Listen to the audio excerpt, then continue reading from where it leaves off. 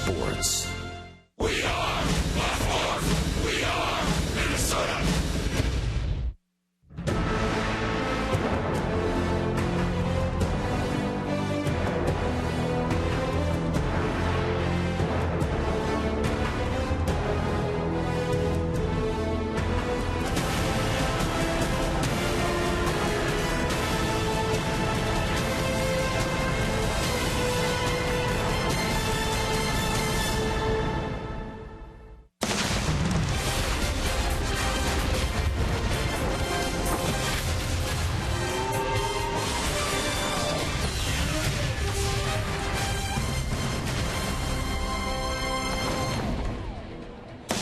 This Twins-Royals series is brought to you by the all-new Chrysler 200, America's import. Tonight, the Twins open a 3-game series in Kansas City. Last week, Minnesota took 2 of 3 from the Royals at Target Field. It has been a very different tale of 2 weeks for both of these teams. The Twins were 1-6 through their first 7 games of the season, but they turned it around with a good homestand and have won 4 of their last 5. The Royals started perfect through 7. They were the last unbeaten team in baseball, but have gone 2-3 in their last 5. Tonight, Kyle Gibson hopes to pick up his second consecutive win against the Royals in a rematch of last Wednesday's matchup of starters. He's facing Edison Volquez again tonight. Good evening from Kauffman Stadium. I'm Marnie Gellner. What a difference a week makes. The Twins coming here tonight feeling pretty good about themselves and playing much better baseball all around. Let's get you set up for this series. It was a very good homestand for the Twins. Their first homestand of the season, and they went 4-2. They won series against Kansas City and against Cleveland. The pitching was much improved, too. Starters and relievers, they combined for a team ERA under 3, and opponent batting average 235 in those last 5 games. For Kansas City, Lorenzo Cain is swinging the hottest bat, hitting .413, but he is not in the KC lineup here to start the series tonight.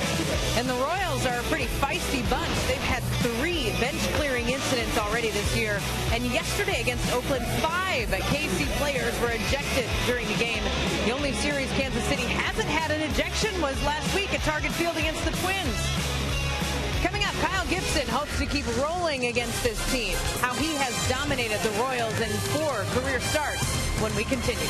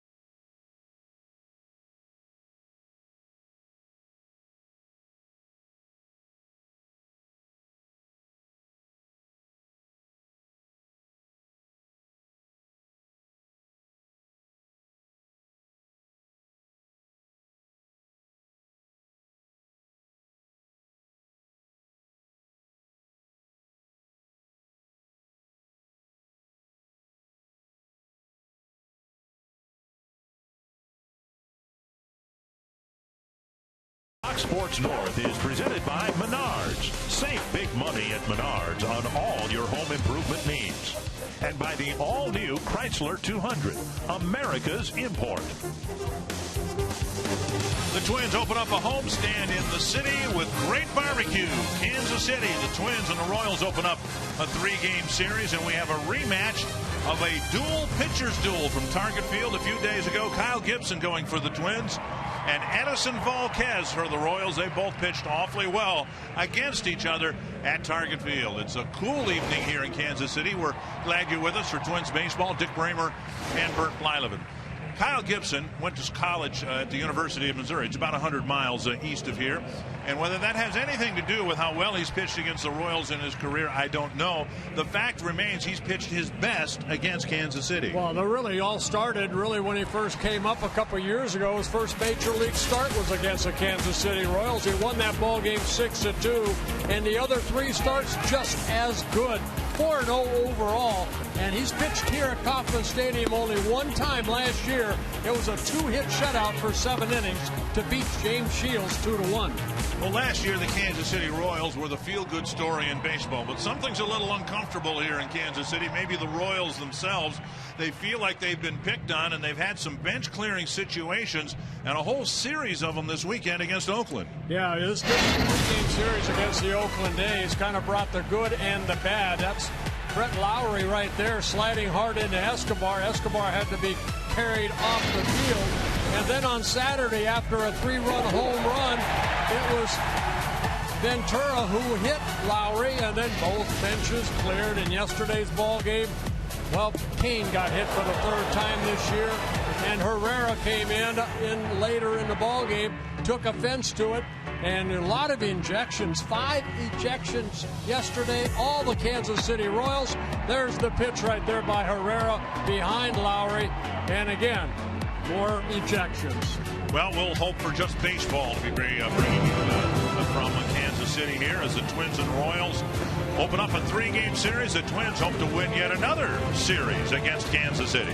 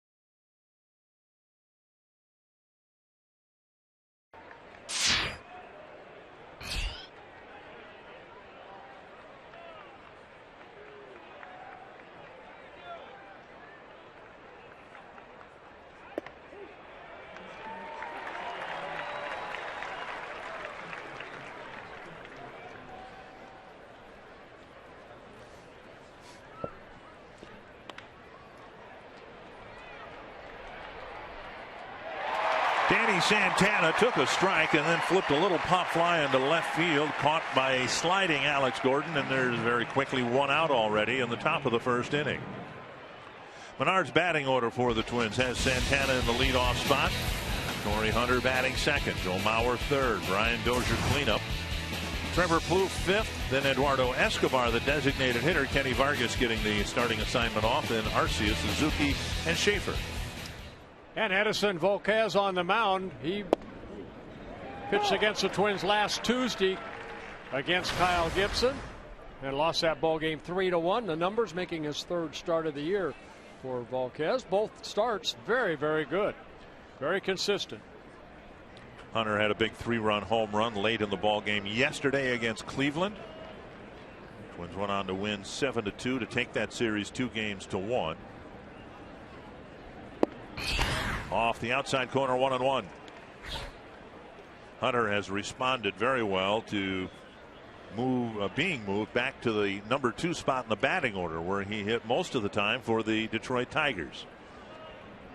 Twins are having a tough time finding somebody to fill the cleanup spot, to say nothing of hit like a cleanup hitter. They're just rotating players through there, trying to find somebody that can swing a productive bat there. Inside, and it's 2-2 to Hunter. Volquez will work both sides of the plate with that fastball. Fastball in the low 90s, mid 90s, hard breaking ball, and a very, very good changeup.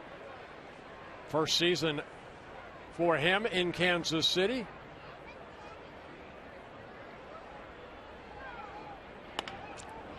Right to the first baseman, Hosmer to the bag, 2 down. Northland Ford defense for the Kansas City Royals. Alex Gordon is in left field. Gerard Dyson's in center for Lorenzo Cain, not on the starting lineup tonight. Paulo Orlando is the right fielder. Mike Moustakas, Alcides Escobar back in the lineup for the first time since that slide against Oakland, the Brett Laurie slide. And Christian Colon, Eric Hosmer, and Salvador Perez. 2 down, and here's Joe Mauer. And Mauer takes strike 1. Mentioned in the open that both Gibson and Volquez were outstanding when pitching against each other at Target Field. Volquez had 2 extended strings of excellence before Oswaldo Arcia hit the decisive 2-run home run in the 4th inning. Volquez retired 11 men in a row, and then after the home run, he retired 10 more men in a row. You know, when you face a team back-to-back like these 2 starters are here today, you don't really change your game plan. 1 and 2. I think the advantage might be for the hitters, only because hitters have not short memories, but they will remember what Volquez. Mauer will try to remember what he got him out. Now, if it's a month between starts, you might forget facing that pitcher. But back-to-back starts, pitchers or hitters, I think, have the advantage. And Mauer strikes out, and Volquez has a 1-2-3 first inning.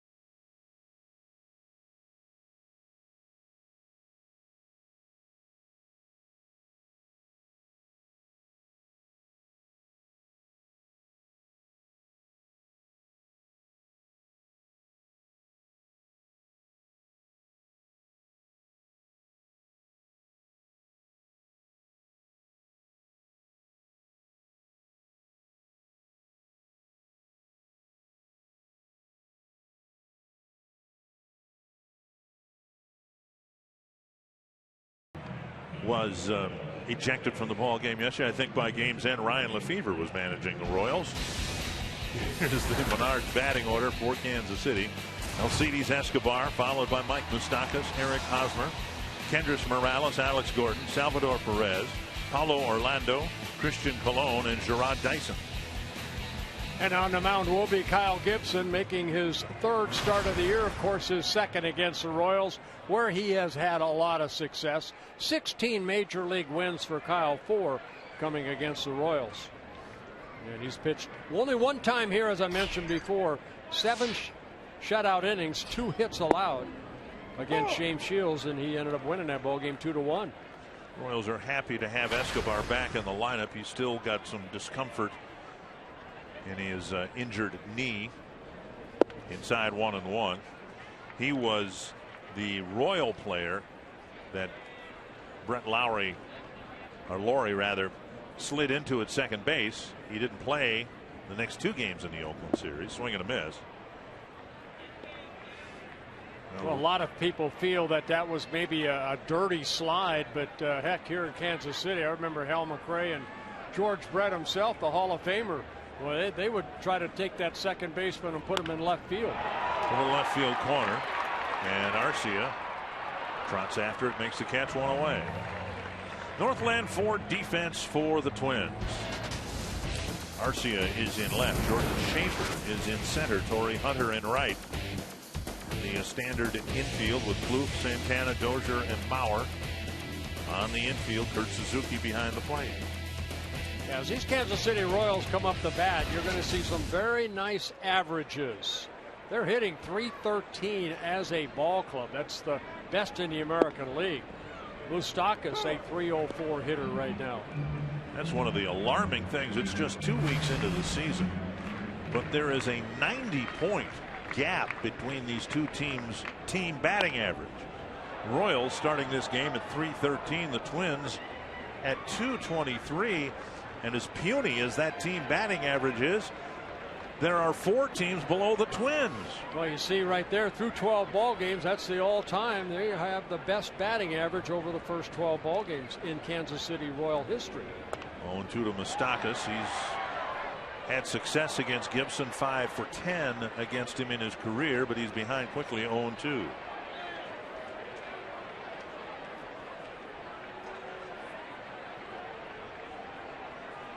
Two strikes to Moustakas. And down and in, a ball.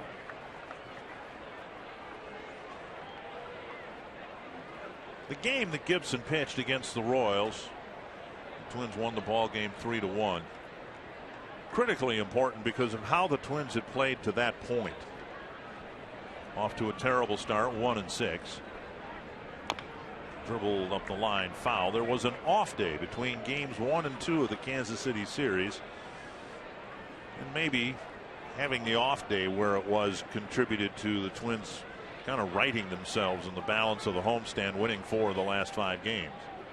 Well, remember in that ball game too, the Royals started off with a couple of hits, and it was Moustakas who bunted over to third base to put runners at first and second. But Gibson was able to get a double play not only in the first inning but also the second. And that kind of set the tone right there. 2-2 now to Moustakas. Twins still giving him the left side of the infield with 2 strikes. That fouled off of Suzuki's helmet, I believe. In all, Gibson gave up 9 hits, but they were all singles and they were scattered. 13 ground ball outs in the 6 2/3 innings pitched. No walks, 3 strikeouts through 109 pitches.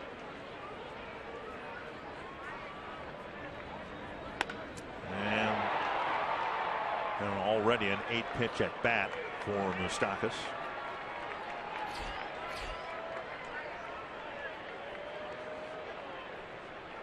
Moustakas, 26 years old, in his 5th season with the Royals. Last year, a frustrating year. Hit only .212 in 140 games. Did hit 15 home runs. Short center, and Schaefer comes in for out number 2. Talked about all the ground ball outs for Gibson in his meeting with the Royals. The first 2 outs come through the air. I think you'll see that in the first couple innings, Dick, because that fastball's got a little extra giddy up on it, and then as the pitches mount, then there comes that two-seam sinking fastball. Paul Molitor along with pitching coach Neil Allen. 2 down. Here's Eric Hosmer. Taken low, ball 1.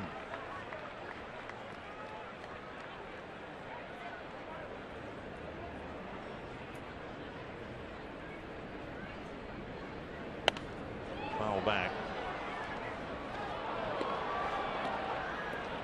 1-1. Hosmer in his 5th season with the Royals. 2-time Gold Glove winner at first base. One hit to center.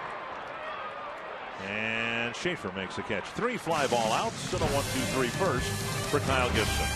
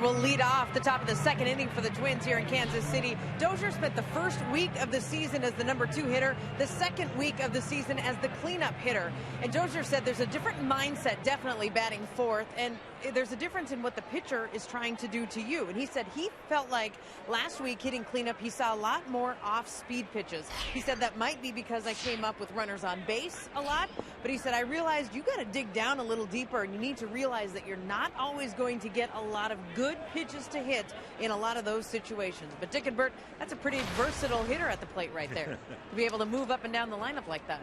Well, thank you, Marty. And as we said, he figures now in the big leagues he's hit in all 9 spots in the batting order. Of course, hitting the bottom of the order in his first year in the big leagues, a lot different spots in the batting order. But again, I think it underscores the point where the Twins are looking for somebody to put in there and leave there. They tried Torrey Hunter there as the senior member of the position players, and Torrey didn't react real well to whatever pressure there might be in being a cleanup batter. Yeah, yesterday in yesterday's ball game, it was Kenny Vargas that hit 4th, and Dozier actually led off. 3-0 to Dozier, leading off the 2nd. Up and in, and it's a 4-pitch walk. Twins were able to take some leadoff walks in the Cleveland series and parlay them into runs. We'll see what they can get done here in the 2nd inning. Combine your love of the Twins and the Golden Gophers by attending University of Minnesota night at Target Field May 1st against the White Sox. You can find out how to see the game, receive a limited edition maroon and gold Twins cap. Visit twinsbaseball.com/U of M for tickets and more info. Here's Trevor Plouffe. Batting average starting to spike upward. Still in the low 200s. He picked up 3 hits in yesterday's ball game, a couple doubles and a base hit. It was nice to see what Trevor did with those baseballs too. Went the other way, like he did so well last year when he hit 40 doubles. Take strike 1. Drove in 80 runs last year. That was the most of any Twin.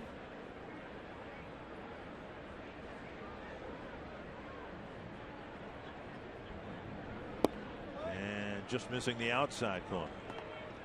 It really was a wonderful pitcher's duel when these two guys faced each other at Target Field. Volquez made, I don't even know if it was a mistake. The result wasn't very good. He left a fastball up to Arcia and he clubbed it just barely over the wall in right center field.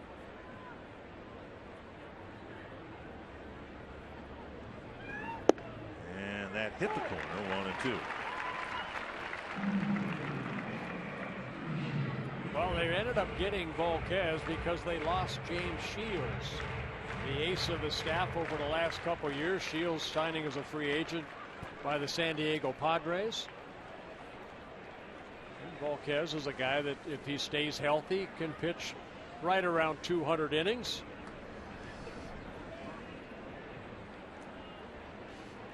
Last year with the Pirates, he won 13 ball games in 192 2/3 innings. His best season in 2008 with the Reds, Cincinnati Reds, when he won 17 games. Up the middle and through, and Trevor with 2 strikes hits a base hit. Dozier bluffs advancing to third. He'll hold up, and a promising start to the second inning for the Twins. Well, the last meeting between these two pitchers right here is last Tuesday. And Gibson 6 2/3 innings. Volquez 7 2/3 innings. He said he really made one mistake, and that was to Arcia.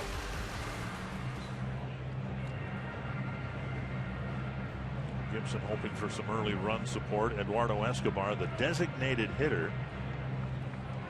Kenny Vargas struggling overall, principally from the left side of the plate.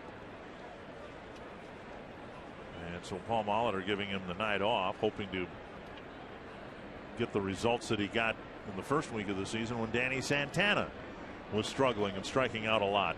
Gave him a day off, and Santana came back with a couple of good two hit games. Escobar pulls the bat back and takes ball 1.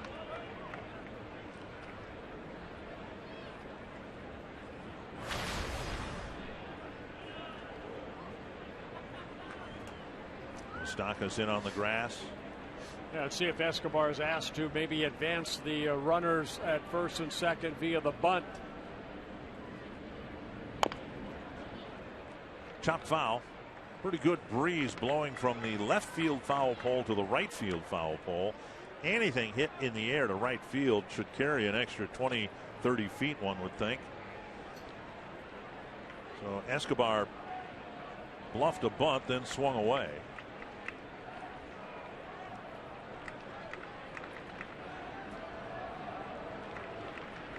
Escobar just hitting 160 so far this year. Hosmer fires, and an errant throw. Dozier will come in from third base and score, and the Gold Glove first baseman picks up a throwing error to get the Twins on the board. Yeah, tried to hurry his throw a little bit. He knew that Escobar had good speed, maybe trying to turn that double play himself rather than make sure you get the out at second. Escobar hitting this ball sharply. Hosmer, his throw pulls Escobar off the bag. Escobar just tipped it with his glove, which slowed that ball down and allowed Dozier to score. And now Arcia, the man who hit the 2-run home run against Volquez. That'll be an error charge to Hosmer, his first of the year, and for the Royals, only their 4th as a team. Off-speed pitch hits the inside corner, strike 1.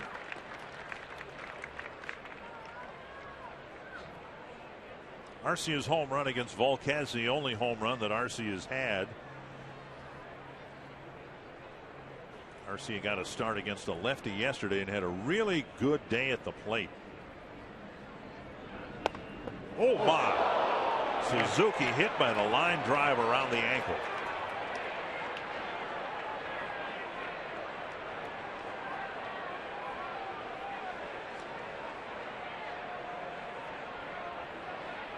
No time to react.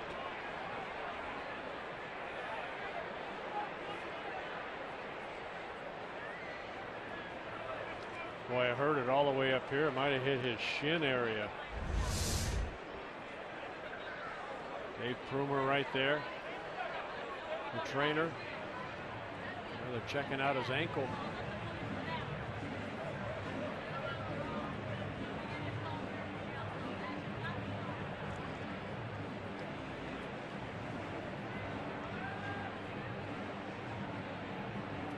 I would guess the on-deck circle where Suzuki was standing is, what would you say, 45 feet from home plate? Yeah, if that, yes.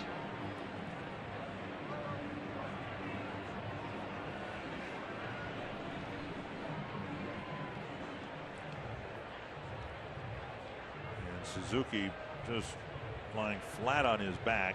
Dave Prumer tending to him.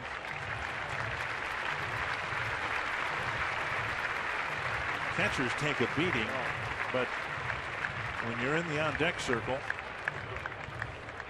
you don't expect that to happen. Yeah, hit his right ankle or shin area.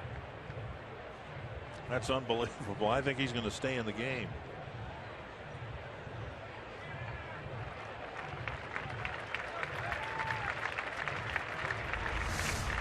We'll take another look.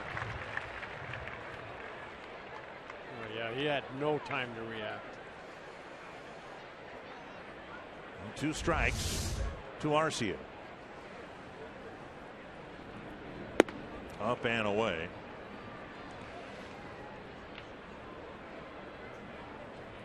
Twins with 1 on the board.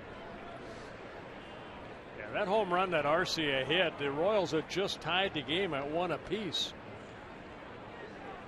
And Arcia in the bottom of the 4th inning hit the 2-run home run. Bobbled, and they still get the force at second, and now ill-advised throw by Colon.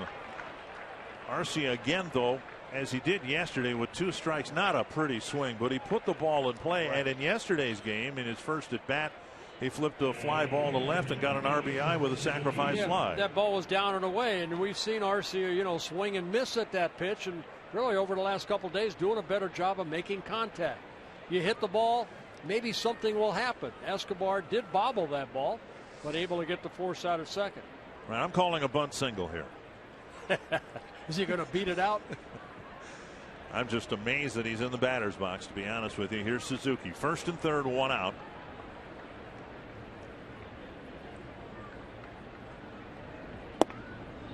Just off the outside corner, ball 1.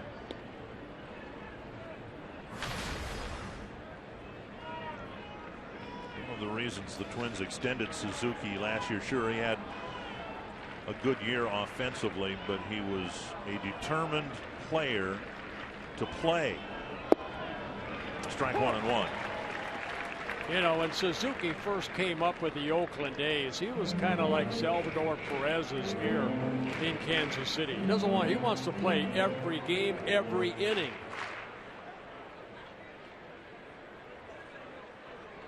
One and 1. And now inside 2 and 1. Okay, struggling a little bit here. A 4-pitch walk started the inning. And as we saw in the Cleveland series, Twins were able to get a little help along the way from a Hosmer error, but they turned the leadoff walk into a run. And there's a ground ball, should be 2. The Twins get the leadoff walk, get the first run of the game against Edison Volquez.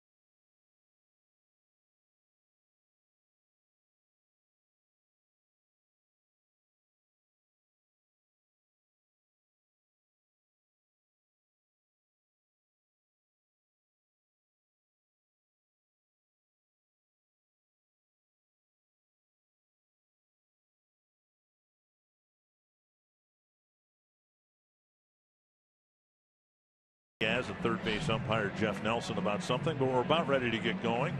And we are very happy to have yesterday's starter and winner Trevor May join us from the other end of the dugout. Trevor, congratulations. We made the assessment. What do we know? But we thought that was your best major league start yesterday. How about you? Yeah, I agree. I think it's the first time I gave up less than 3 runs. So definitely happy with how things turned out. Getting a win. Yeah, yesterday 6 innings, 4 hits, 1 run, no walks. Got to be happy with that, along with 4 strikeouts. Yeah, you know, a big thing coming into this year was just kind of not beating myself and making him hit the ball. And I had a little trouble there last year with walks, and I did a lot in the offseason to get myself ready to throw strikes, pound the zone. Trevor, one thing I noticed yesterday, early on, first couple breaking balls you threw were a little bit high, and then you threw a couple good ones, and you thought, okay, I got it, I feel it, and then you kind of got away from it again.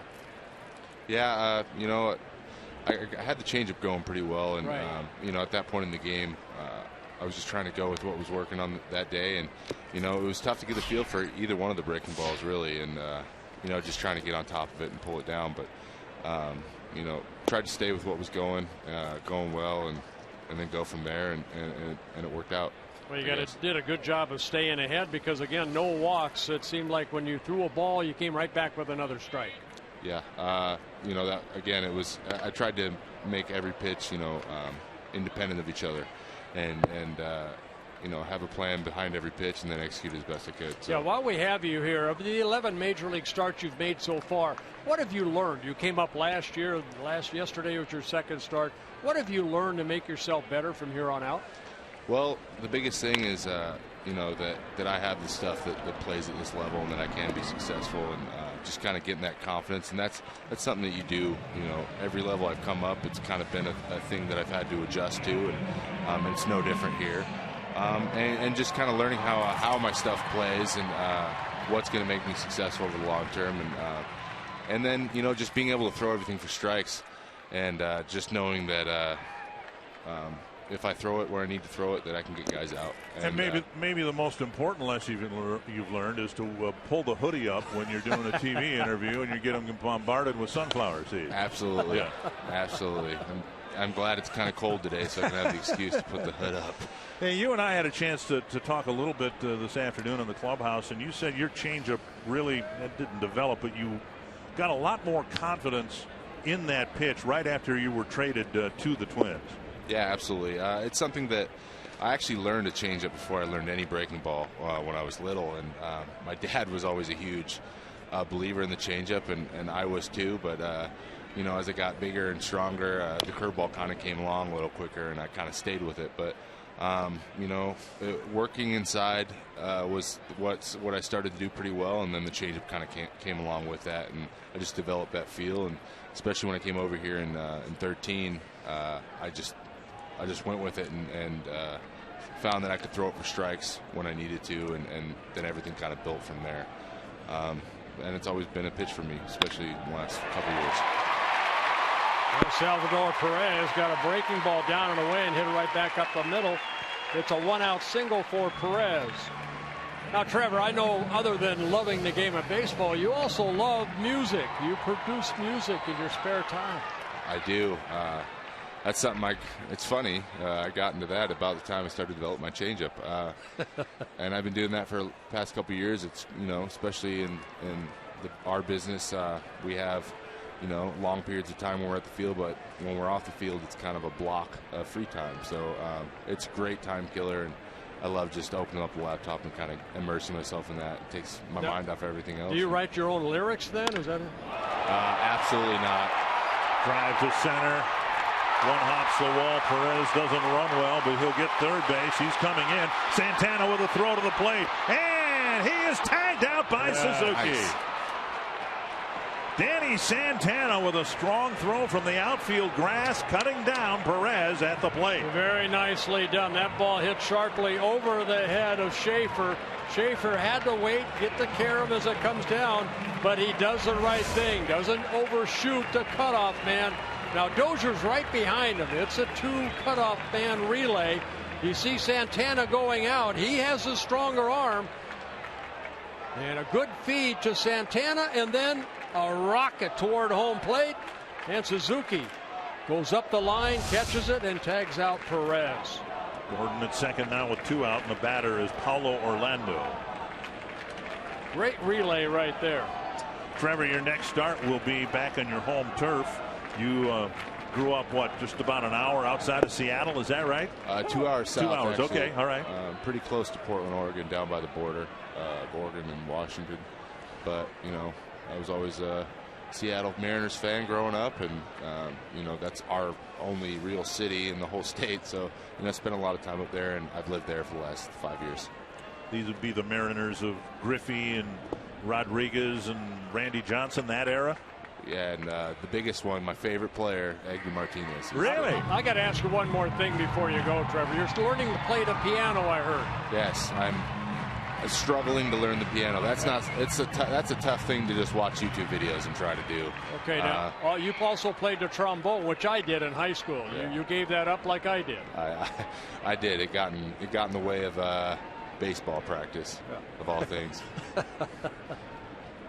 Well, good luck with the piano. That is a foul ball.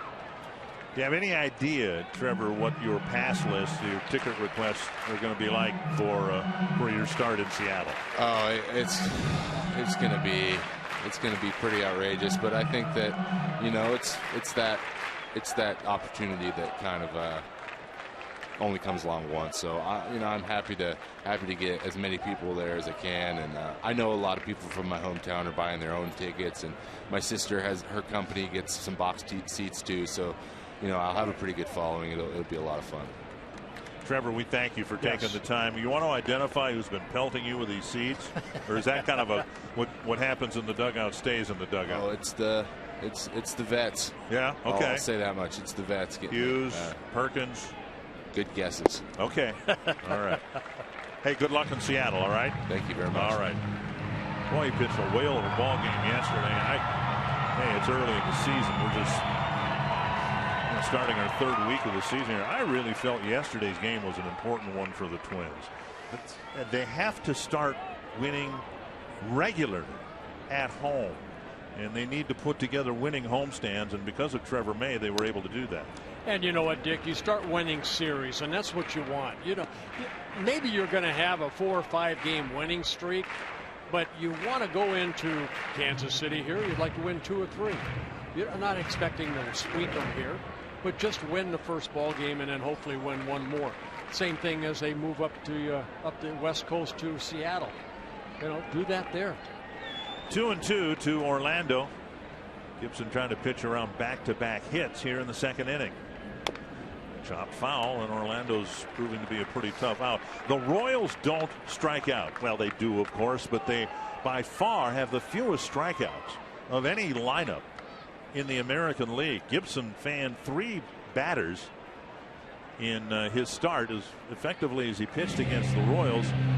Just 3 strikeouts, but they just don't strike out. They've got a great 2-strike approach. They put the ball in play, and as their batting averages suggest, a lot of those 2-strike approaches have resulted in hits. Yeah, and you know what, Kyle Gibson isn't really a strikeout pitcher. He'll average 4 or 5 strikeouts, so he's trying to make that one good pitch to maybe get a ground ball out right here. If it's a strikeout, it's a bonus. Just misses 3-2. Now, Rex Hudler does what you do for the Twins. He does that for the Royals, but we're trading you guys. Yeah. Burt Blyleven for Rex Hudler straight up for a half inning or an inning starting next inning. Yeah, I was traded a lot, but this one hurts. This one really hurts. Me for Rex Hudler. And another chopper by Orlando. Well, maybe we'll get a play-by-play guy to be named later or something for an inning or something like that. No, you're going to have to give something else other than me for Rex Hudler. Oh, is that what? I'm saying? Oh, okay. So they're getting the short end of the deal. Definitely. Maybe an old baseball or something. Okay. Full count to Orlando. Gibson's had to throw a lot of pitches here in this second inning. So far, he's preserved a 1-0 lead.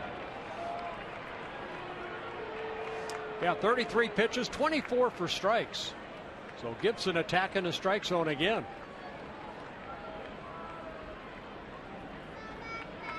Orlando, 29 years old. This is his first season in the big leagues. Signed out of a tryout camp in Brazil. And that is one heck of a walk for the, I can't even say young man. He's not as young as you might think. First and second, 3 straight Royals have reached, but there are 2 out, and now Christian Colon will bat. You can see the Royals a little dinged up as you look at the Sanford Health injury report. Rios had his hand broken by a J.R. Graham pitch in Minnesota. Greg Holland put on the disabled list a couple days ago. And Omar Infante, they are hoping, will not have to go on the disabled list. He pulled a groin muscle yesterday. Yeah, he hit a double yesterday, kind of tweaked something in that groin area and took himself out.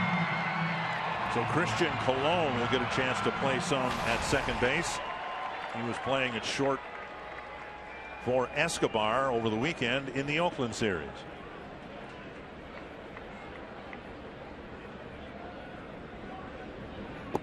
Breaking ball in the dirt, ball 1. Now Colon, 25 years old, signed by the Royals. He was our #1 pick, 4th overall in the 2010 draft out of Cal State Fullerton, same school that Kurt Suzuki went to in Southern California. 2-0. Good minor league numbers for Colon.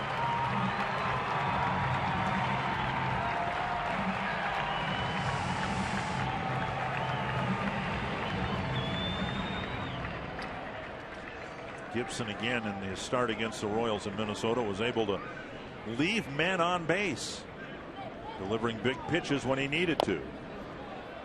And a foul. It's 2-1. And Kyle Gibson is tonight's DraftKings player to watch. Daily fantasy baseball is there for you for free on DraftKings.com, the official daily fantasy partner of Major League Baseball. Enter promo code Twin City. 2-1 to the Royals second baseman. At the knees, 2-2. It was apparent last year, the last time or two that we came here, and it's been apparent throughout. The Royal fans who are here, and they drew over 100,000 for the 3 games against Oakland. They are not only here, they are in the game. They are paying attention. They didn't like the fact that that pitch was called a strike at the knees. I'm not so sure a couple years ago they wouldn't have been oblivious to where the pitch was, what the count was. That's great for the city. It's great for the area that the Royals did what they did last year and off to a great start this year. Drew just under 2 million last year, and they expect to go hopefully about 2.5 this year. Already 40 pitches for Gibson. He's had a difficult time here in the second with the Royals fouling off a lot of pitches. And now a full count with the number 9 batter Dyson on deck. 16 pitches needed in the first to retire the Royals. 1, 2, 3. 24 pitches so far this inning. Gibson went 6 2/3 innings, didn't walk anybody when he faced the Royals in Minnesota. And he walks back-to-back batters. Now 4 straight batters have reached.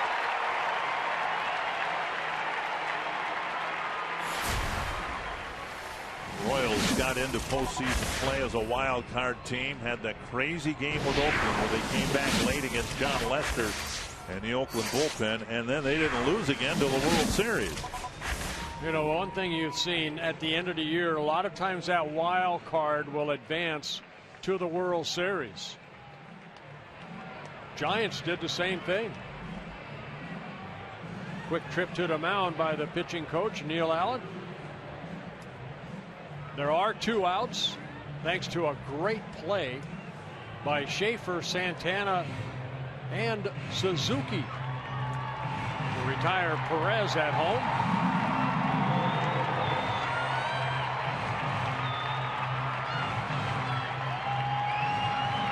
Dyson up with the bases loaded and 2 out. Getting a chance to play in center field for Lorenzo Cain, who's been their most productive hitter. Toward the hole, Santana fires to Dozier, who sprawls across the second base bag. And that ends an ugly second inning for Kyle Gibson.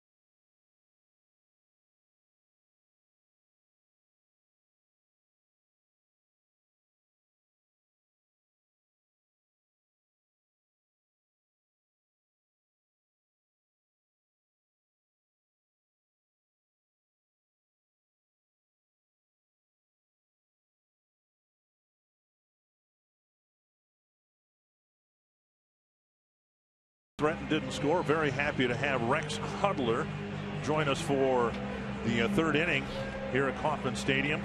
Rex, you can tell your four kids that at one point, at least for one inning, you were traded for a Hall of Famer. Better believe that. When I found out the news today, Dick, I was beside myself. I threw my hands in the air because, you know, I was kind of a bootleg player, but I did get traded twice. There you go. But never, ever for a Hall of Famer. Jordan Schaefer will lead off the third against Edison Volquez.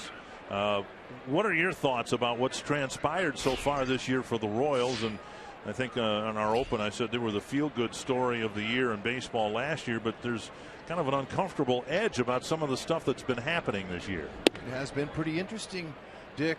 I got to tell you that last summer it was such a successful season. First time in 29 years postseason for this organization. It was a heavy page to turn, but they finally turned it, and now the Royals are not a secret anymore, Dick. They're fly ball to left. Gordon has it one away. They are literally having to defend their American League flag. So you think they are reacting appropriately to what has transpired through the first 2 weeks? Well, depends on what you mean appropriately. You know, we've been getting plunked all year. Right. Okay, now, you know, there comes a particular time when this pitching staff has to be able to support the players. Now, this is immaturity. Ventura, he's got ace stuff, but is he an actual ace yet? I say no, because he's still got some time. Now, this right here is not advisable, number one. Number two, if you're going to throw at a guy, don't miss him and go waist low. Just keep the ball down. But then what he did as he walked into the dugout was totally uncalled for and immature. 2 strikes to Danny Santana. He'll be followed by Torrey Hunter. Dick Bramer joined here in the third inning by Rex Hudler. Ned Yost, in meeting with the media today, said, yeah, we've had some conversations today, and the hope is that on all fronts things just quiet down. You got a really good baseball team here, and hopefully they'll be making headlines for the right reasons. Yep, and that's exactly what he wants the focus to be. And the players are like that. Dick, you know, they grew up so much over last season, and the experience of that, playing 2 months of the season, every game was meaningful.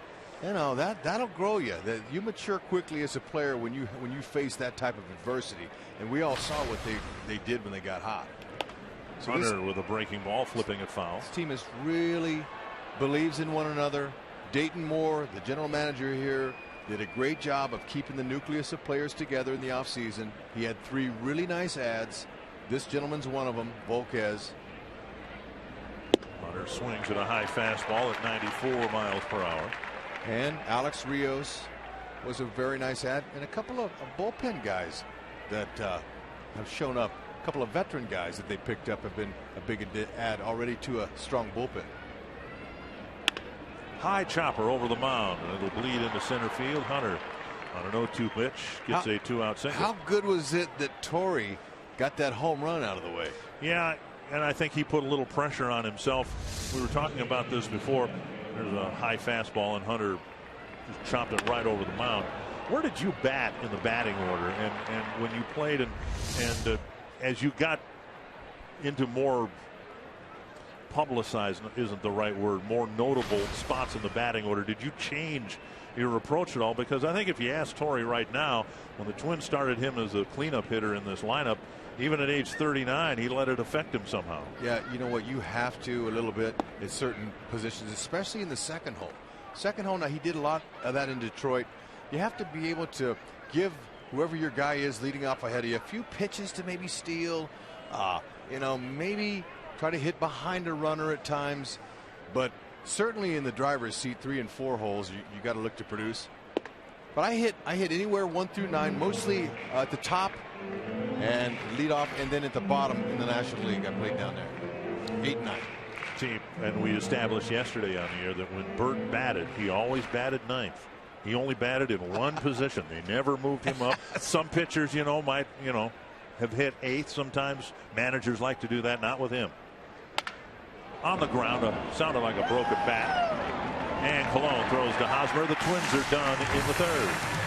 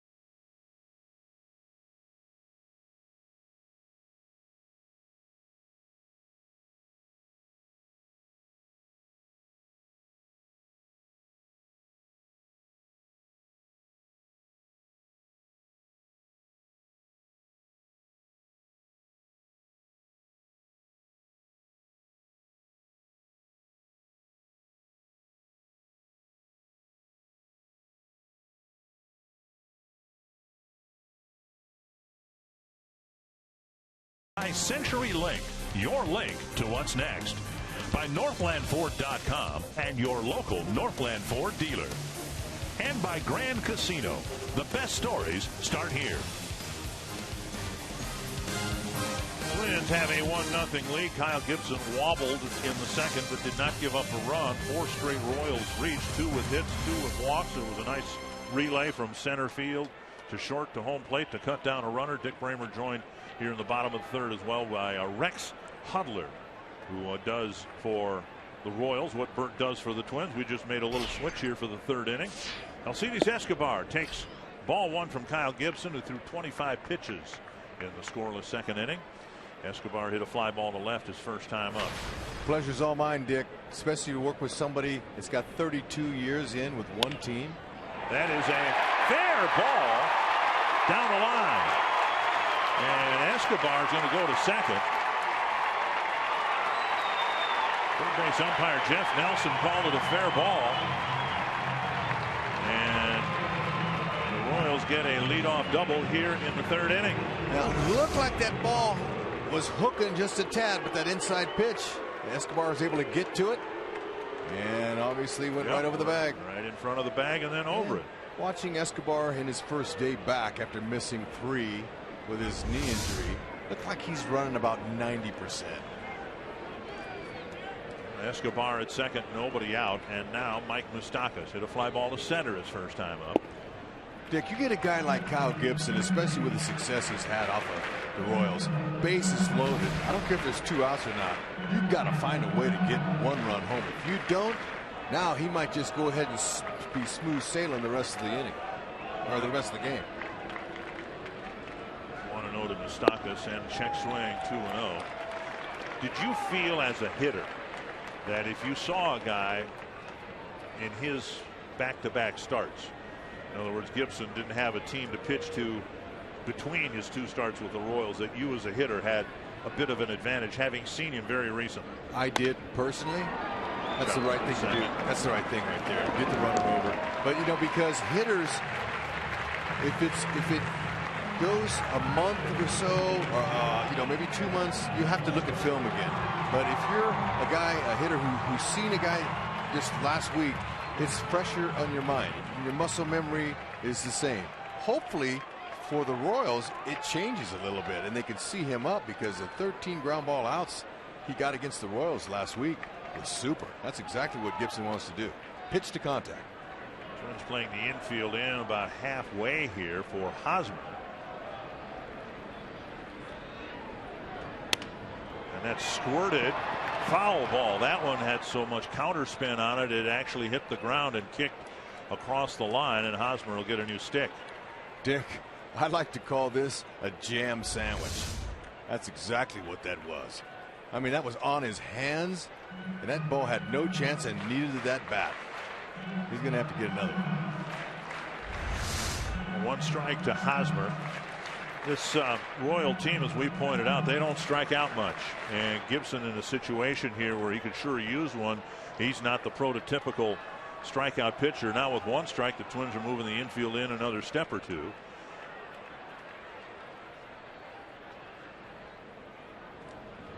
But Molly knows, Dick, the further back the infielders are, the more range they're going to have. When you got a ground ball pitcher, he wants to try to give Kyle Gibson every chance with his fielders going a little deeper. They got a little more range. A high strike called on Hosmer, and it's 0-2.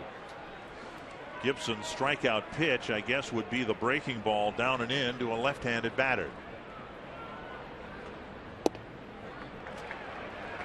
And that was either the cutter or that breaking ball. It's 1-2. This 2-strike approach that you've seen come into play this year, it's really paid off. You got Hosmer hitting over 300, Moustakas, Escobar, Morales, Perez. The top 5 hitters are all hitting over 300. 1-2 to Hosmer. And just missing 2-2. Is that kind of point of emphasis for Dale Swain? Absolutely. He wants these Royals hitters to compete in your at bat. That ball looked like it was a little bit down and off the dish. Suzuki, nice job of squaring it up, making it look good for the umpire. 2-2. And now a full count. Gibson didn't walk anybody when he faced the Royals in Minnesota. He walked back-to-back batters in the second.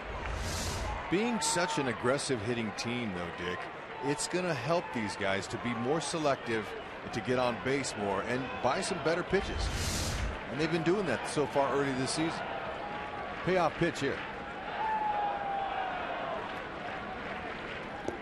And that kicks away from Suzuki.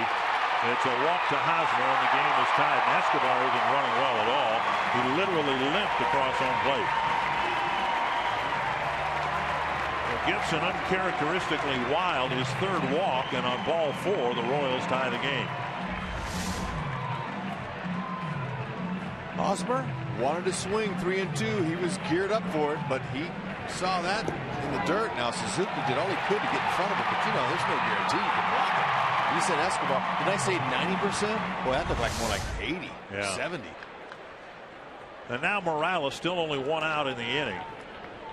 And while Gibson got ahead of Hosmer 0-2, he ended up losing him to a walk. Twins have a shift on for Morales, and Gibson delivers low. 54 pitches, 32 strikes for Gibson. Molly would like to see a little bit lower pitch count, a little more earlier swings and ground ball outs. See Gibson with that slide step, very difficult for anybody to run on him, and right now he's just having a terrible time throwing strikes. He's walked 3 of the last 6 batters. May have been given a reprieve by Dyson, who watched the 2 batters in front of him get walked, and Dyson ended the inning on a ground ball on his first pitch.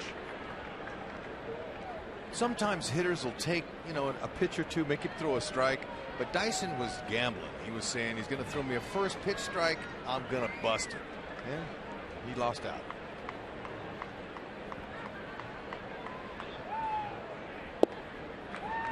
And a strike, 2-1. Morales, you guys saw him last year. I was broadcasting with the Angels when he had a monster season, 5th in the AL MVP voting. Oof, that was a nice, generous call right there. He didn't give it to him earlier in the Hosmer at bat. Yep. But Morales, he got at bats in the spring. Well, that's right what he wants. Chopper to short. And a double play ends the inning. A leadoff double leads to the tying run. My personal thanks to Rex Hudler. Good to work with you for an inning, my friend. Dick, all right. Hope I didn't bring your broadcast down.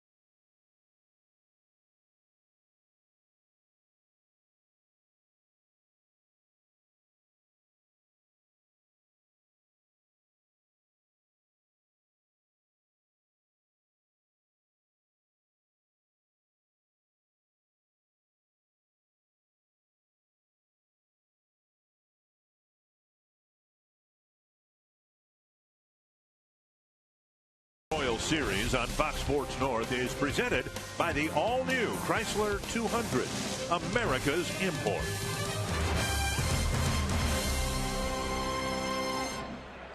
One apiece as we go to the 4th inning. Back with Bert Blyleven here for the balance of the game. I think we're not trading you to the Kansas City radio broadcast for an inning or anything, are we? I don't believe so, but you know what? I enjoyed that, but also while I was gone, the Royals scored. Yes. And now it's tied. So Brian Dozier drew a 4-pitch walk to start the 2nd inning and ended up scoring an unearned run for the Twins in the 2nd. Goes after the first pitch from Volquez. 1 strike. Plouffe and Escobar will follow. Breaking ball off the plate. Volquez signed by the Royals in late December last year. A couple weeks after the Royals and the Twins and a number of other teams took a run at Irvin Santana. The Twins ended up winning the sweepstakes, if you will, if you can call it a win at this point. Yeah. 1-1. The Royals had Santana 2 years prior, and he had a good year for them. Pitched very well. And Santana on the open market talked to the Royals and the Twins. And once Santana signed with the Twins, the Royals shifted their attention elsewhere and ended up getting Volquez. 3-1. Yeah, Volquez came up with the Texas Rangers, his better years with the Cincinnati Reds, and then spent some time in San Diego. And and also the Dodgers last year with the Pittsburgh Pirates. 3-1 to Dozier. Pulled foul, 3-2.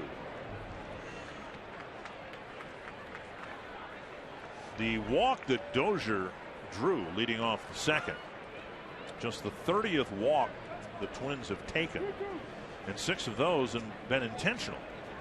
And half of those have gone to Oswaldo Arcia. Fouled back. Oh, right near us. You were up. I was ready. And I've got, by the way, in case anything like that happens, I have in my wallet a list of dentists on the road in case I need emergency dental work. Okay. So if anything like this happens. So you say I can steal your wallet? No, I didn't say that. If I'm laid flat and it's apparent I need dental work, there's a ball ripped to third. Moustakas knocks it down and throws low to Hosmer. 1 down.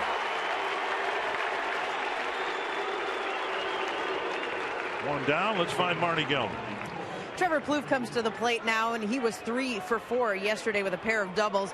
He hit that big walk-off home run in the bottom of the 11th inning on Friday night at Target Field, and I asked him how much that propelled him at the plate, and he said, really, I don't think it can happen in one at-bat. This is really a process. He said he's been working with hitting coach Tom Bernansky a lot on correcting some mistakes right now in his swing.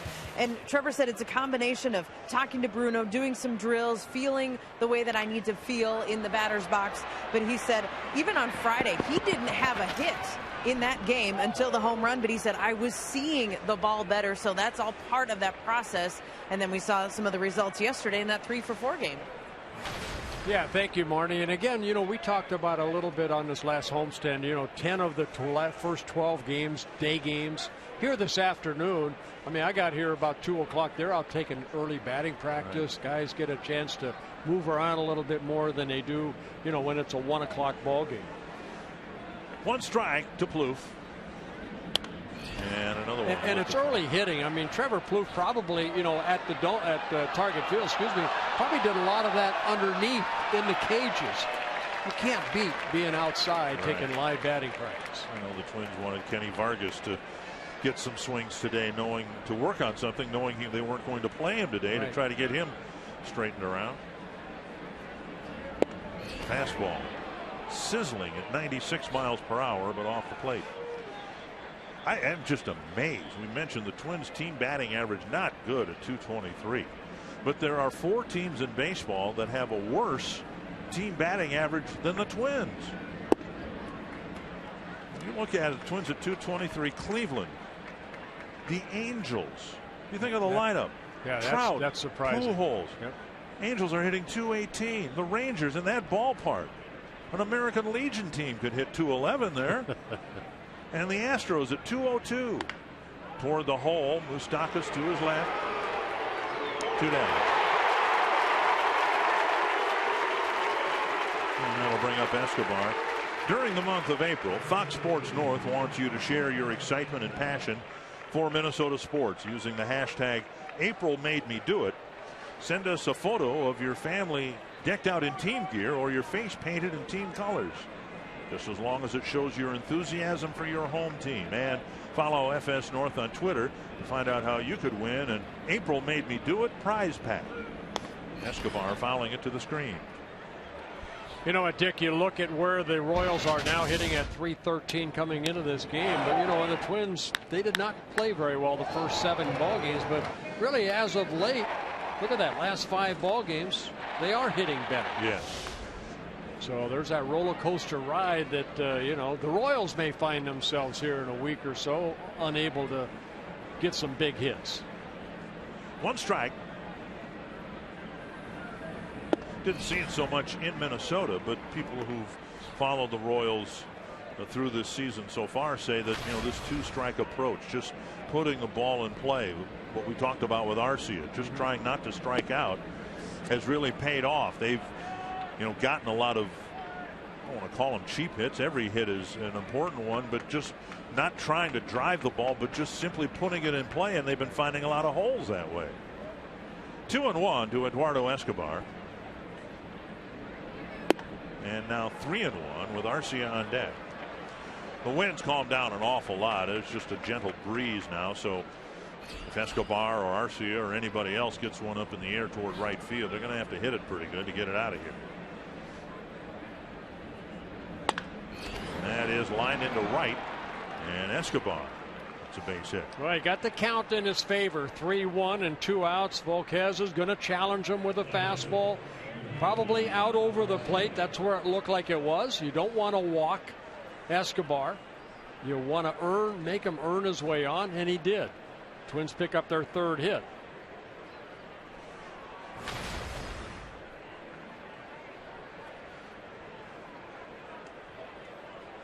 Arcia reached on a fielder's choice his first time up.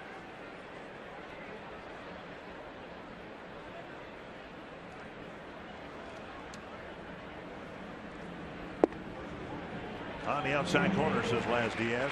Yeah, good tight curveball right there by Volquez.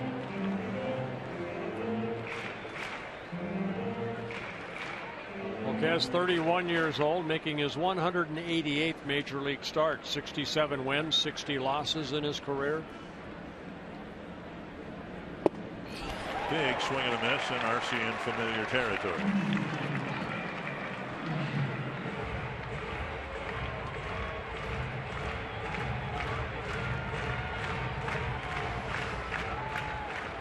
Oh, 2 again to Oswaldo Arcia.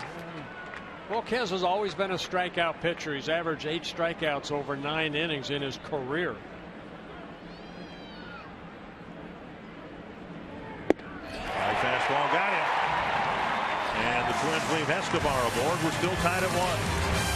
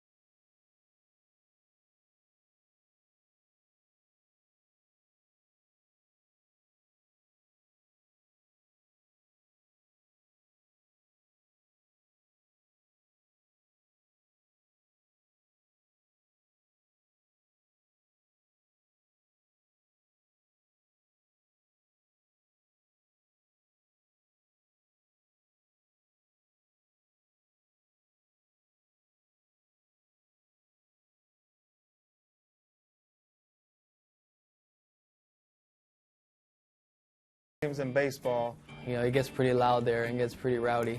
They've done little things along the way to kind of keep it current, but when you go into that ballpark, you certainly don't feel like it's been there as long as it has. it's a big park. It's one of my favorite stadiums to play at. I love pitching in Kauffman. It's a big field, and once again, those fans know baseball. There was a time from 2005 through 2012 where the Twins here in Kansas City went 48 and 33. They had a higher winning percentage here than they did in their home ballparks. That's not the case anymore. No, Twins last year were 3-6 here, and over the last 19 ball games, Twins are 5 and 14. And you're right, Dick. I mean, it used to come here almost a Twins' second home. Both in terms of success and attendance. True. Yep. 1-0 to Salvador Perez. Salvador Perez got a single, was thrown out at the plate in the next at bat when Gordon doubled. Perez with a sharp single to center. Right now, the Twins have a man there. Brian Dozier lined up behind second base. 1-1. That's hit high to left. Heading back is Arcia. And he makes the catch on the track. Remember, we just showed you different players talking about Kauffman Stadium, and what did Kyle Gibson say? I love pitching there. It's a big ballpark. One down in the Kansas City fourth. Alex Gordon will bat, and we will bring you our carsoup.com trivia question. When was the last time the Twins hit 148 plus home runs in a season? I'm sorry, the Royals hit 148 plus home runs in a season. Steve Balboni. They hit 95 last year and went and almost won the World Series. Gordon takes strike one. Gordon doubled off the center field fence, and the Twins executed a nice relay from Schaefer to Santana to Suzuki.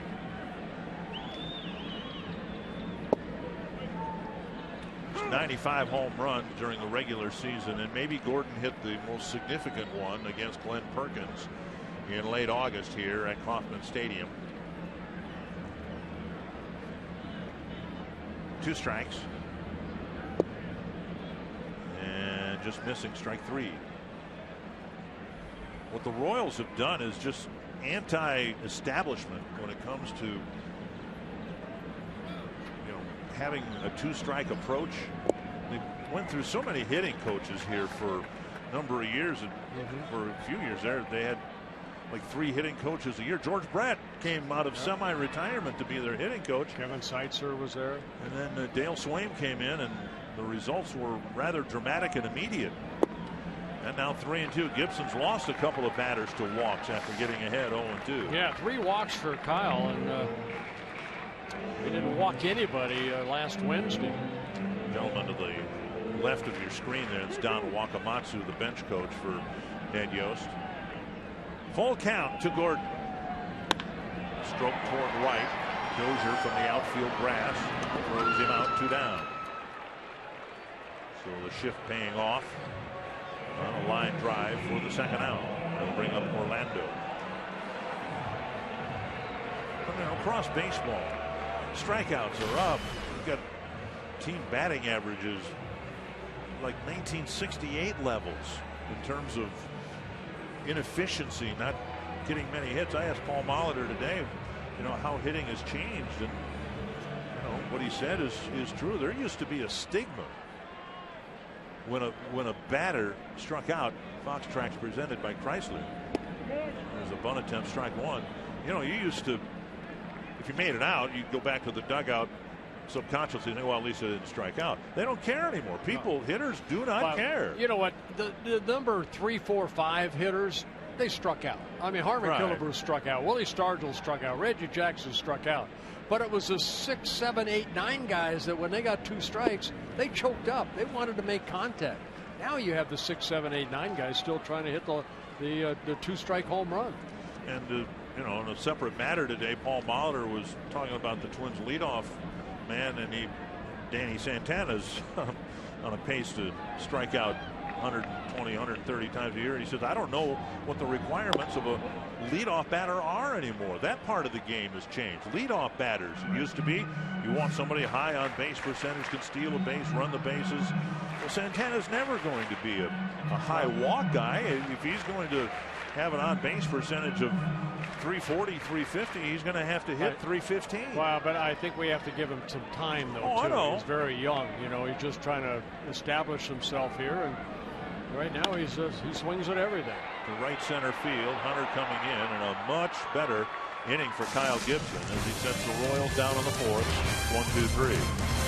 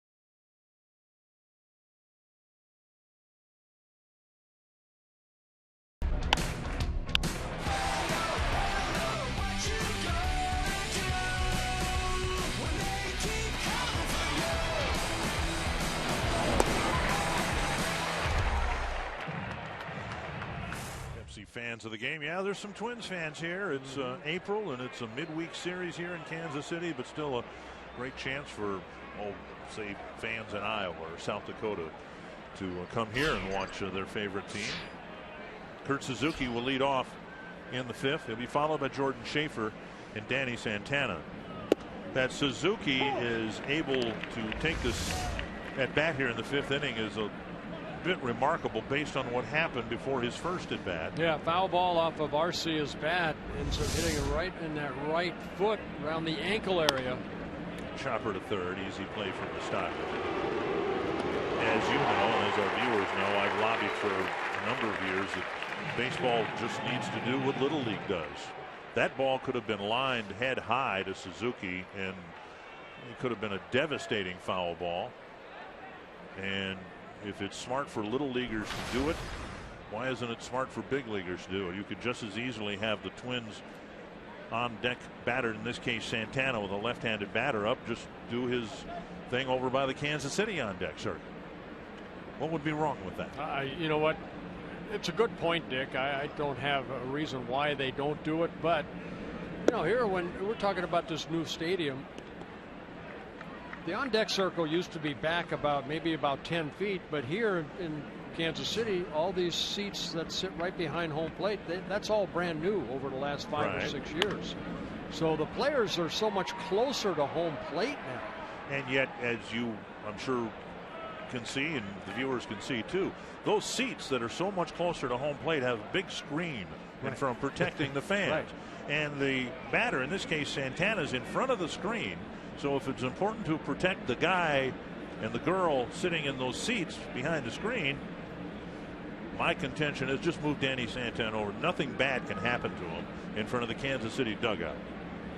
I'm off my soapbox. That's a called strike, 1 and 2. Yeah, good curveball right there by Volquez, clipping the outer half of the plate. Volquez with 3 strikeouts in the ball game, 1 walk. Twins able to score an unearned run off of them in the 2nd inning. And flip foul again. Twins have just 3 hits. They've all been singles. Well, this is another guy that needs to make better contact, and that's Jordan Schaefer. With his speed, he has struck out too much. 29 at bats for Schaefer, 10 strikeouts. On the ground, 3 hops. Right at Cologne. 2 down. And that'll give us to Santana. Follow Twins baseball all year this year with MLB.com At Bat, the #1 app for live baseball. At Bat is up to the moment, at any moment, with in-game highlights, live look-ins, replay reviews, radio broadcasts, StatCast, and more. Get MLB.com At Bat for your smartphone or tablet. Here is Santana, 0 for 2 in the ball game. 43 at bats, 14 strikeouts. Santana, here's a ball hit hard to center field, a base hit. And with 2 outs, we'll see whether Santana might be inclined to steal his 2nd base of the year. Hunter, the batter.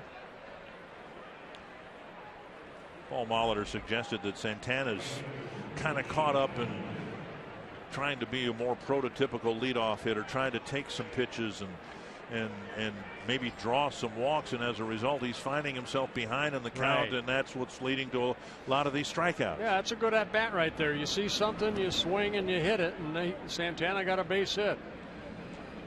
Now Volquez, you can run on him, but Perez behind the plate, outstanding arm. He's thrown out 3 of 5 potential base stealers.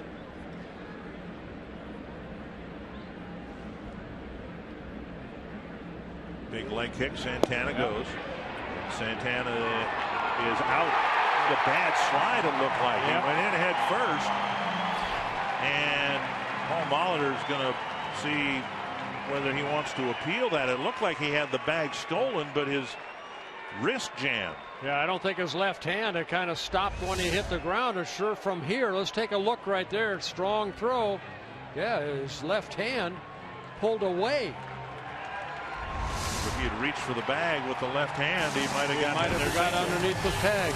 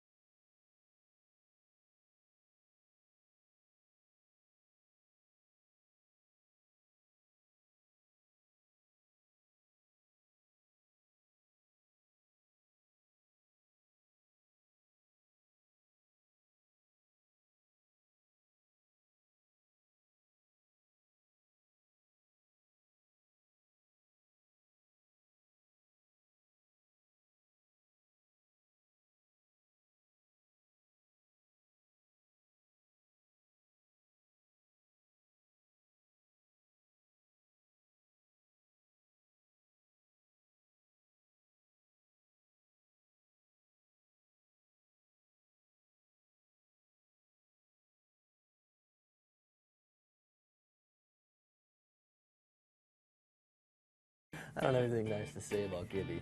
Kind of takes a verbal beating every day, but takes it well. We love Kyle. Funny, tons of potential. Power sinker. A great slider. He's going to be a pitcher of the biggest for a long time. Gibson is one of the young pitchers that I think is really going to have a great season this year. I feel that way too going into the season. I think the 13 wins he got last year, there were some, good and bad. The bad starts weren't good, and the good ones were very good. And I think this man right here, Kyle Gibson's going to have a steady year. Breaking ball for called strike one to Christian Colon, and another one. And Mauer with a nice backhand play. Gibson right on the bag. Good play, one away. See, what I've seen so far, Dick, I don't think that Gibson's had his best stuff here tonight, but here we are with one out in the bottom of the 5th inning, and they've only scored 1 run. Twin fans, don't forget, at Twin home games, bring your Circle Me signs. You may find yourself in the Minnesota Lottery Winner's Circle, where you could win $100 worth of lottery scratch-off tickets, courtesy of the Minnesota Lottery. You're always Very talking. nice. You're always talking about damage control, and Gibson in the 2nd and 3rd innings had a span of 8 plate appearances, where batters reached successfully 6 times, and that you look up, but only 1 run scored, and I'm not sure we would have seen that type of damage control from Gibson last year, or certainly the year before that. Dyson takes outside 2-0. That comes with experience. I mean, last year was such a learning experience for this young man that, he made 31 starts. This is only his 44th major league start. 2-0 to the number 9 batter, and now a strike. I think he's a guy that knows that he's not going to strike out 7 or 8 guys in a ball game. He's not going to walk 3. He's going to walk 1 or 2. That's his average. And he's a guy that, is going to give up more hits to innings pitched. Popped up short center field. Schaefer coming in. Well, he's gone through the Kansas City lineup twice and hasn't struck out anybody yet. And this is going back to the beginning of 2014. Right. He's been really good or really bad. The difference is against Kansas City, he's just been really good. He's been really good against the Kansas City Royals, and he wants to eliminate over there on the right the 13 losses. Of course, get that ERA down, and if you lose a ball game, lose it 4-3, 2-1, something like that. And so far this year, of course, Detroit, they beat us up. That's a bad one. And then he had a good one last Wednesday against the Royals. Strike one to Escobar, doubled, leading off the 3rd, hooked one right over the 3rd base bag, ended up scoring on a wild pitch to tie the game in the 3rd. Tigers beat the Yankees 2-1 today at Comerica Park. Boy, the Tigers really miss Justin Verlander and Max Scherzer and Rick Porcello, don't they? Tapper to short, and maybe Escobar with 2 healthy legs might have beaten that out. As it is, he's the 3rd out of the 5th.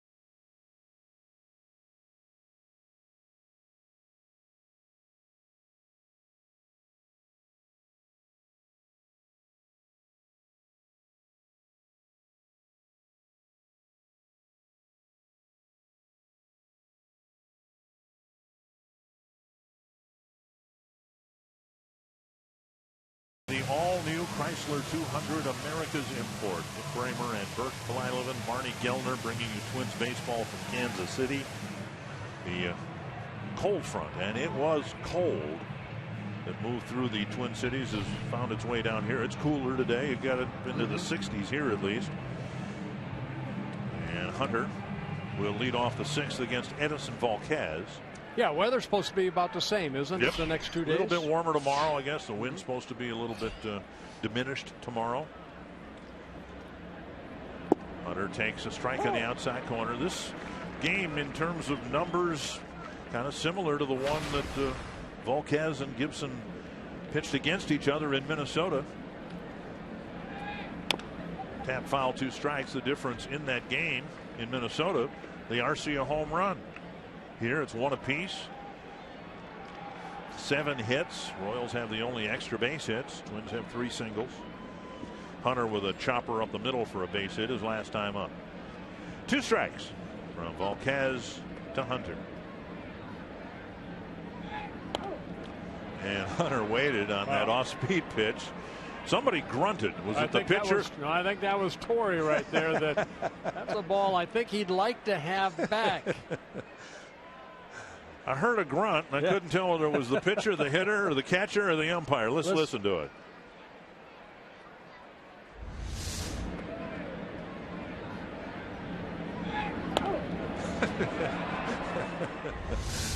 Two strikes. And a quiet strike 3.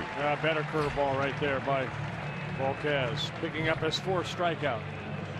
After the game, Fox Sports Live will get you caught up. A full night of NHL, NBA playoff action, and tonight's MLB games, plus all the latest rumors out of New York. Oh, on the eve of the NFL draft.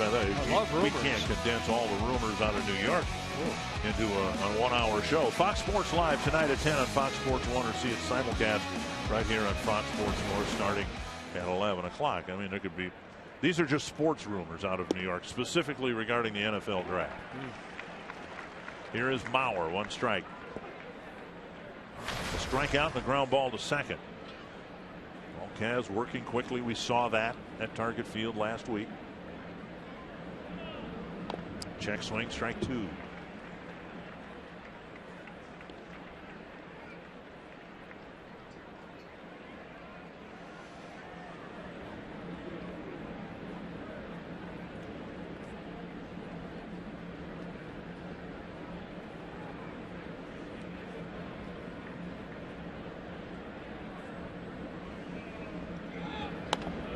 Chop foul.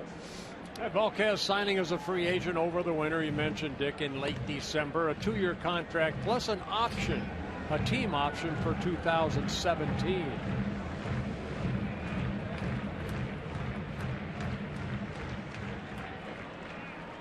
Two strikes to Mauer.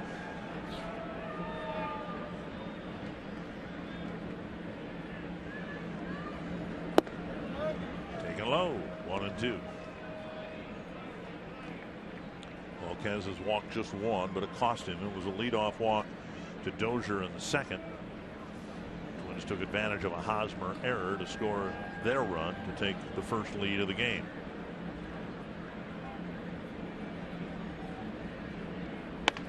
Bouncer to short, hit right at Escobar. 2 down. Getting to the point of the game where the bullpens will start to be a big factor. Star Wars night, May 4th at Target Field. Special ticket package is available that includes a Hughes the Force bobblehead with a glow in the dark lightsaber. Ticket packages are limited, so you've got to get a ticket to get a bobblehead. Get your tickets today at twinsbaseball.com/Hughes the Force. Here's Dozier.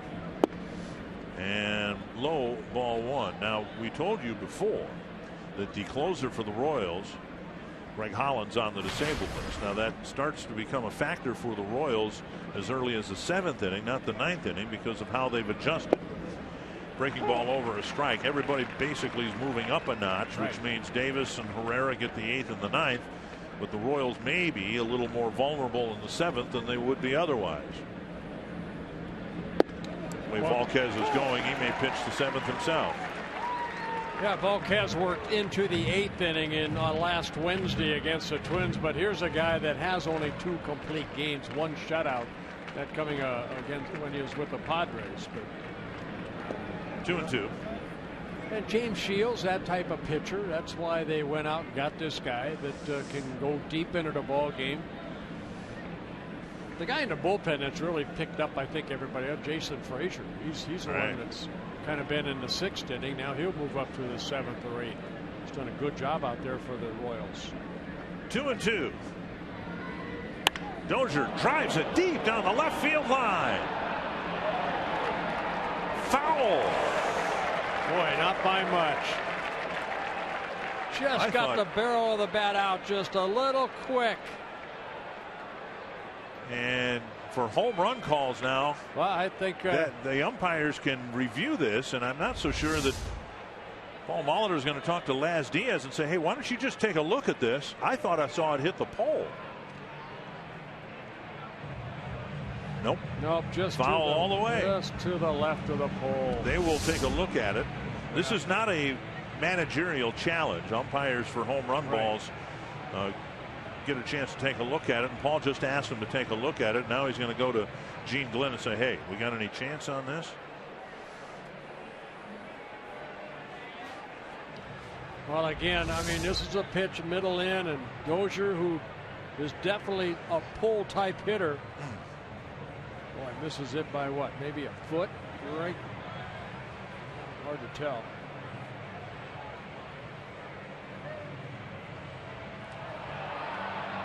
And the Royal fans like it because they're replaying it here, and not only are many of your televisions at home in high definition, but they have high definition video boards in the new ballparks, including this one here. So the fans are pretty confident, as we are as well, that the call on the field will stand.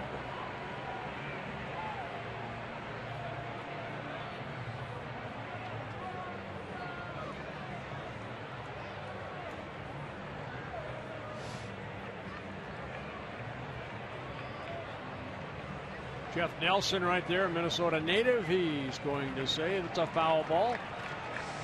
Jeff was part of the World Series umpiring crew, so he's the crew chief here. Just a long strike. Dozier just missed putting the Twins in front and just missed his 2nd home run of the year.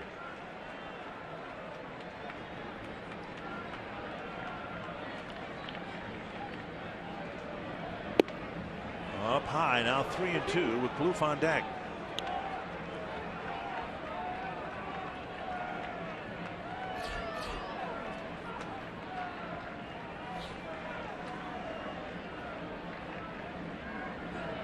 And a strikeout. A 1, 2, 3, 6th inning for Edinson Volquez.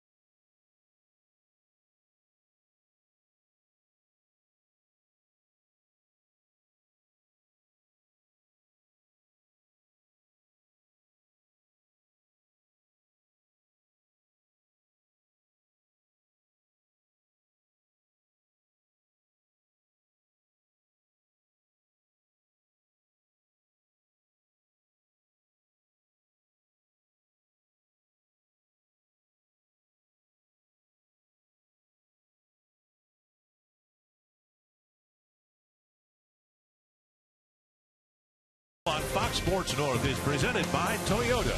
See where Toyota takes you. Test drive one at your local Toyota dealer. Toyota, let's go places. By Sanford Orthopedics and Sports Medicine, for the everyday competitor in all of us. And by McDonald's. I'm loving it.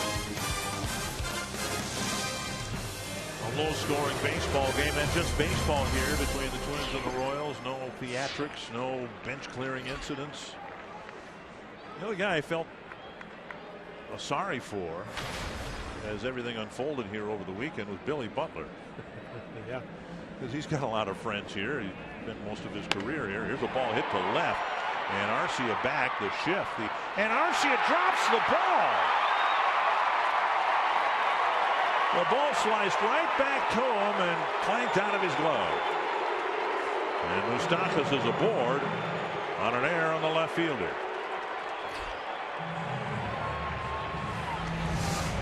Yeah, Arcia had plenty of time, opened up the glove, and then maybe took his eye off of it, trying to nonchalant it.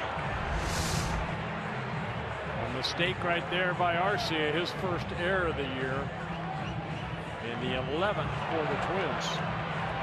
And some of the errors have just been inexcusable, like that one. Drunk pop-ups, and Hosmer 0 for 1 with a walk, and what should have been a very easy, quick first out, instead puts Gibson into the stretch position. Well, this is where Kyle would like to get one of his double plays. He had one earlier in the ball game. Pick up your defense. Inside 2-0. Yeah, errors are part of the game, but not those errors.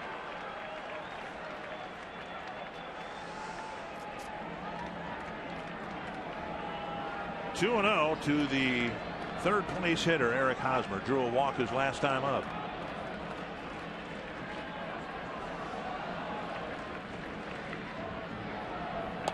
Popped up, back and out of play. I was beginning to say, with the ball, I thought, settling into Arcia's glove, the Twins' outfield shift had Moustakas played perfectly. And the ball was hit right to the left center field gap. If the outfield's playing him straight up, that's a double. Well, even here, Arcia is playing, toward center field, so they're giving him a lot of room down that left field line. And that being Hosmer, but the scatter report says he probably doesn't hit that many balls down that left field line. If he hits the ball to left field, it'll be to left center. Moustakas not the fleetest of foot, but Gibson throws over there anyway. And now inside 3-1. Gibson had back-to-back 1-2-3 innings.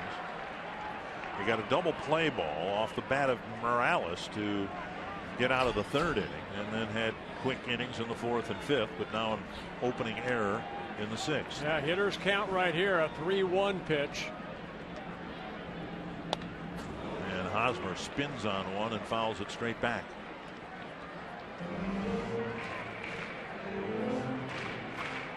Royals have 10 stolen bases in 12 attempts. Moustakas with 1 of the 10. See if Ned Yost has him going here.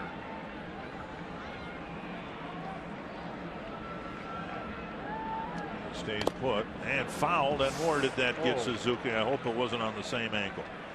And Suzuki adamantly tells Laz Diaz, give me a ball, let's go. Unbelievable. I love to watch this guy play. It looked like it hit him on the right shin guard. No, right on the top of the foot. He does have that pad there, but that's still smarts.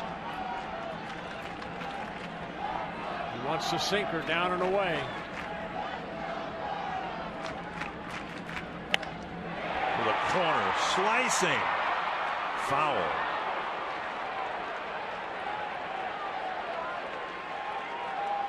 Still 3-2. Suzuki trying to get some circulation back into that right foot.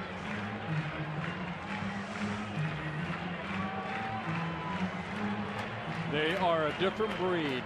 Look what it did to Tim Lawton. Ooh. 3-2. And ball 4. Just missed inside. 4th walk for Gibson. Every weeknight, don't miss MLB Whip Around on Fox Sports 1 with highlights, instant analysis, and live look-ins from around the league. MLB Whip Around is weeknights 6 p.m. Central on Fox Sports 1, streaming live on Fox Sports Go. Kendrys Morales has hit 2 ground balls to short. The second one turned into a double play, and Gibson would love to get him to beat it into the ground one more time. That's exactly what I was thinking. So far, so good for Morales. He's, unlike last year, had a full spring training. Knew where he was going to play. And he's, so far, resembled the run producer he was for many years in Anaheim and his 1 year with Seattle. 1 strike. Yeah, Morales' best year with the Angels in 2009 when he hit 34 home runs. Drove in 108 runs and hit 306.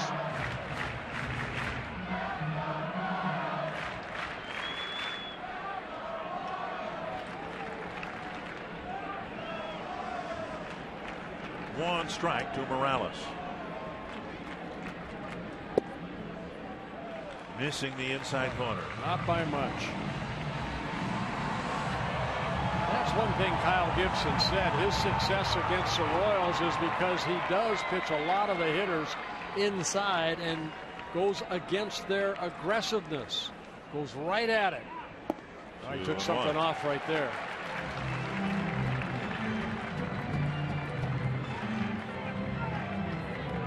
Tampa Bay, the Houston Astros lead the American League coming into play today, having struck out 114 times. The Royals have about half that number. Swing and a miss. Good off-speed pitch there. Royals came into the game, and we'll take a look at strike 2. Here, Morales definitely looking fastball. Gibson pulls the string. Great location.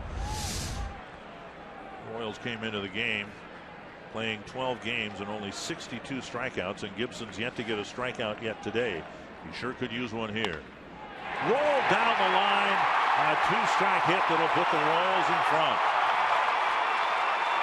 Morales with a double, scoring Moustakas, and an unearned run puts the Royals in front. Well, it was Morales in yesterday's ball game that had the game-winning double that scored a couple runs to beat the A's 4-2. Here, just kind of protecting the plate. That's what you're talking about, Dick. Do not strike out. Put the ball in play. Something good might happen right down that third base line. It's a double for Morales. He picks up his 8th RBI. 2-1 Royals lead. Paul Molitor to the mound. We might have a pitching change here in the 6th. In the game in Minnesota and early on here today, Gibson had given up 10 hits to the Royals, and they were all singles. The last 3 Royal hits have been doubles, and turns out Morales' double took Gibson out of the game.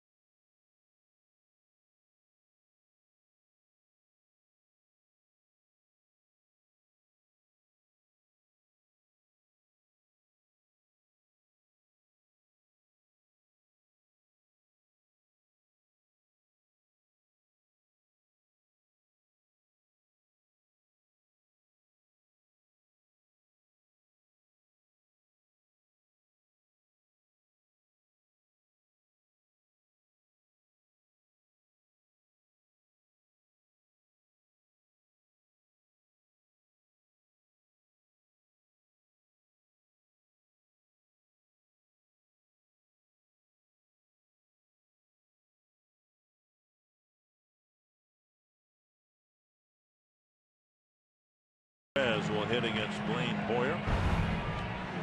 T-Mobile game changer Salvador Perez doing for the Royals with all the runs batted in. He and Lorenzo Cain is not even in the lineup, have been big hitters for this Kansas City team. Gibson knocked out of the game. This thing was just sailing along just fine until the error in left charged to Arcia. Now 1 run is in. The Twins have to bring the infield in, and the potential, of course, for this whole inning to explode. Yeah, Blaine Boyer making his 7th relief appearance. 2 shutout innings on Saturday against the Indians. Did not pitch in the 3-game series against the Royals at home. Perez chops 1 foul, 1 strike. A single in the second. He was thrown out at the plate. Schaefer to Santana to Suzuki, and then a fly ball to left in the 4th.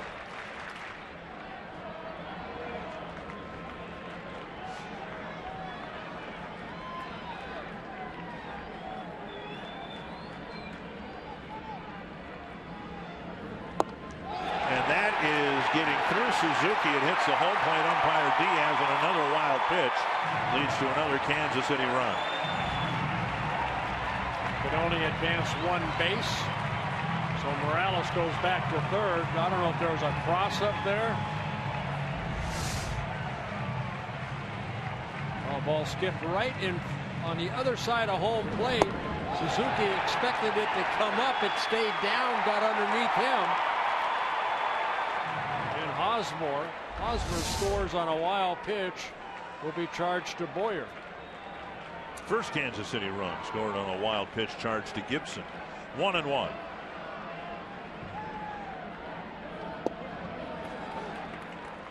And outside. 2-1.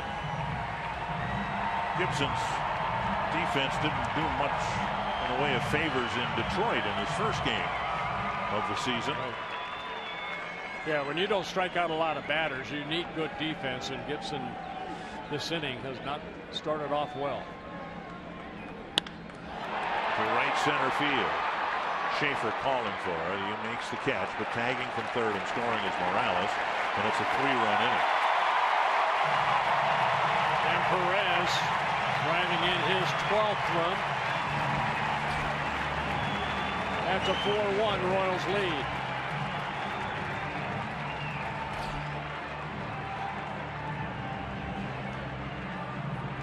And now Alex Gordon, still only 1 out in the inning.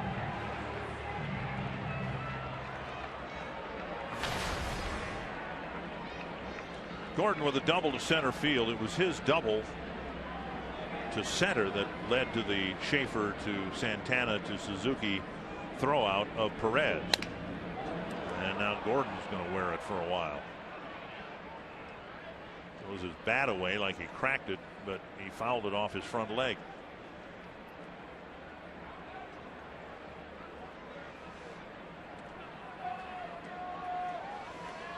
For Blaine Boyer, Kansas City has a little background with him. When he left baseball in 2012, decided to come back and actually signed a minor league contract with the Royals. In May, they let him go, and then he went over to Japan to pitch.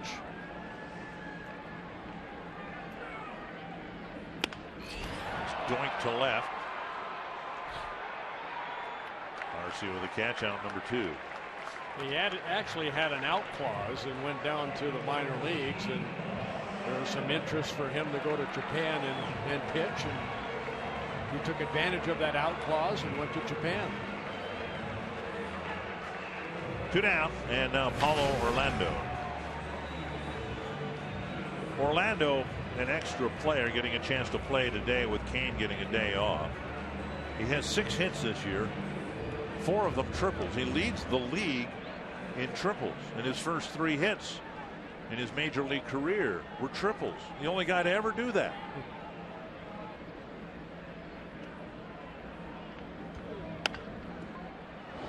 High hop for Blue. If he's got to rifle his throw across, Orlando runs well. He's thrown out. Bad inning for the Twins. It started with an error in left and led to 3 Kansas City runs.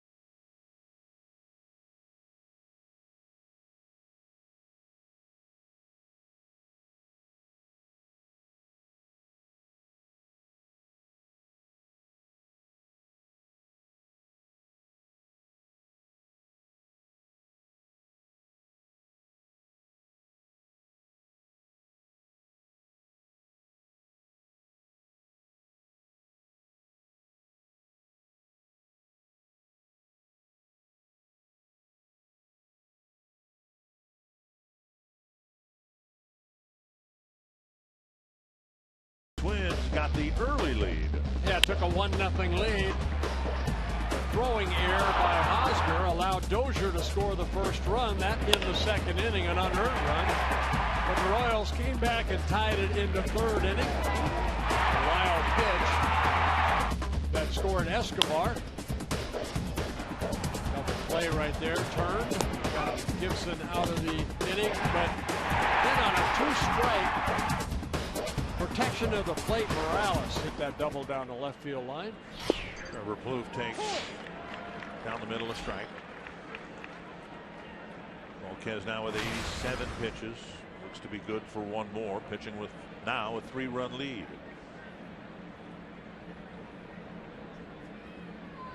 Plouffe, Escobar, and Arcia in the 7th.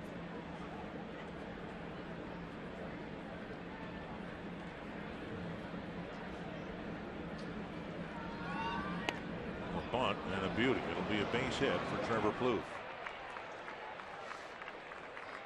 Good for Trevor Plouffe. I think we need to see more of that right there. You know, with Hosmer playing back, Twins need base runners. Moustakas playing back. Seen Trevor try this a couple of times. Yep.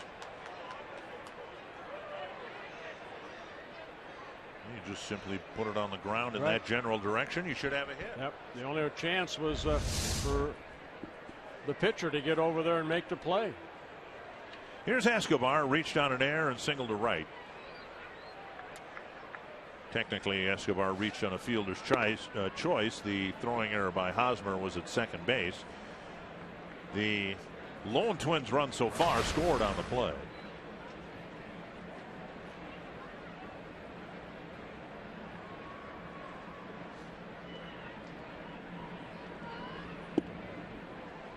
And a strike, 1-1. Change up right there. Volquez has a really good one.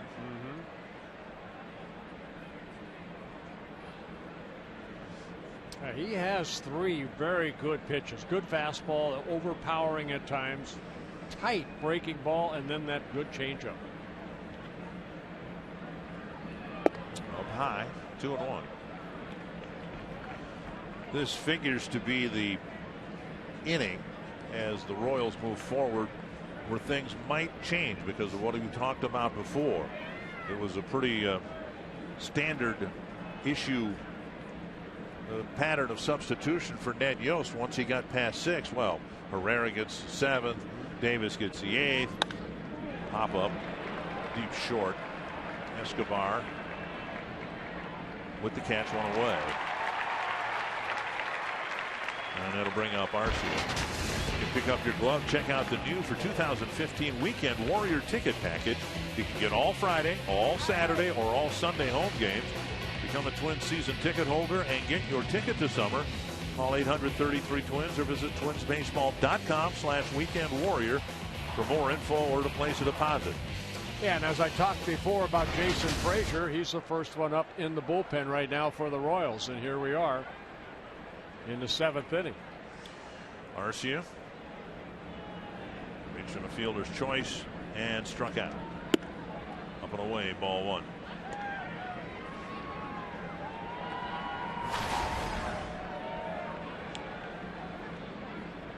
It was Arcia's 2-run home run that led the Twins to a win over Volquez and the Royals in Minnesota last week. 2-0.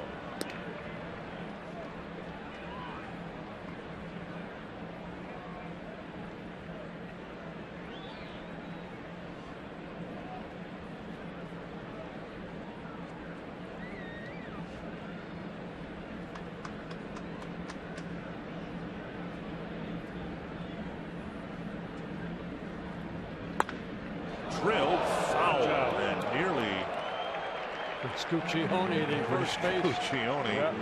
Watch out. That ball had a lot of hook on it. The ball that Arcia hit against Volquez in Minnesota didn't hook much. It just went a long way. Well, Trevor Plouffe was at first base, 2 outs when Arcia hit this 2-run home run.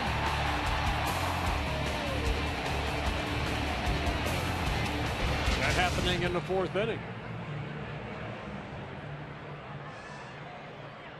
2-1.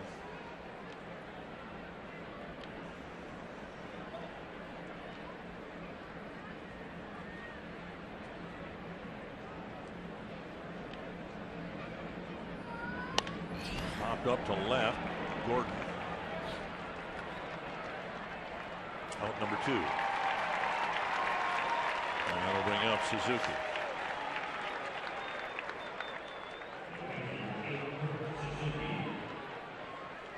Suzuki hit into a double play to wrap up the 2nd inning and then hit a ground ball to 3rd in the 5th.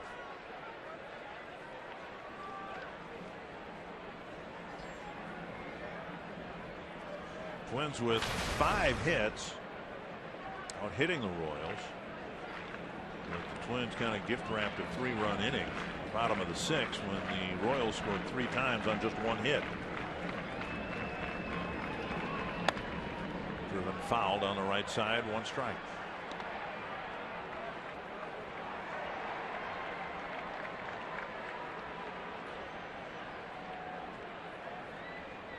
Royals handed the Twins an embarrassing loss in their home opener, and since then the Twins won 4 of 5 to win 2 series in a row.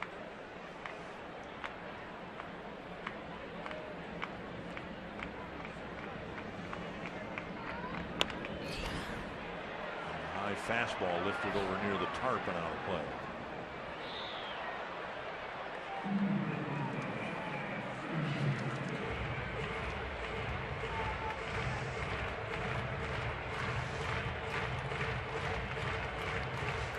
See the 98 pitches.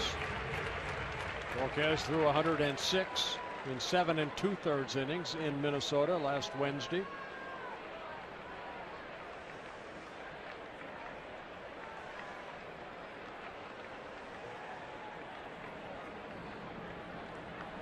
Two strikes to Suzuki.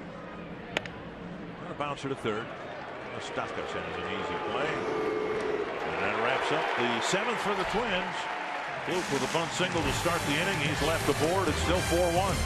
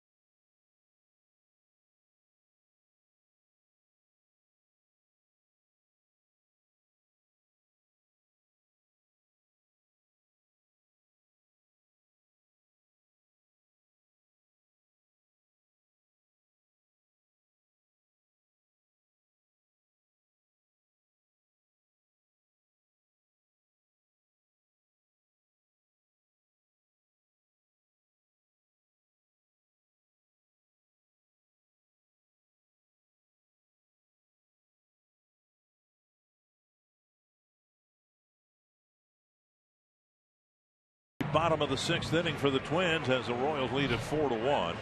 Tonight's Cold Hard Facts brought to you by Frost Brewed Coors Light. And the Royals taking exception to the fact that they have been plunked. Their hitters have 14 times, but they are not the team with the most hit batters. That the Texas Rangers. And so the Royals, who had 2 batters hit in Minnesota, one by Kyle Gibson. He actually hit Kendrys Morales in his start in Minnesota. And J.R. Graham hit Alex Rios and put him on the DL for a month and a half with a busted finger. And there was no intentional in neither of those. What was the most extreme bench clearing situation you were a part of as a player? Now, nothing really happened. There were no punches thrown. Baseball's done a nice job. When's the last time, thankfully, that 2 teams came out and actually were swinging at each other? That's just very, very rarely happens anymore. That used to be far more common. We had the one I remember the most was against the Kansas City Royals when I was with the Texas Rangers. We had an incident where a lot of little fights broke out. It was pretty nasty. We had Willie Horton on our side, so we're okay. Blue sets and fires. Cologne retired. But we've got it set up over this weekend or this weekday series that if the benches are going to clear, the booths are going to clear too. And we're going to go out in the hallway and we're going to meet the Kansas City announcers and we're going to glare at each other and we're going to scowl at each other and then we're going to come back and do our job just like they do in the bullpen. Yeah, and I think our TV truck guys are doing the same They're thing. working out of the same truck, and Right. that's going to be a little dicey in there. One down, here's Dyson.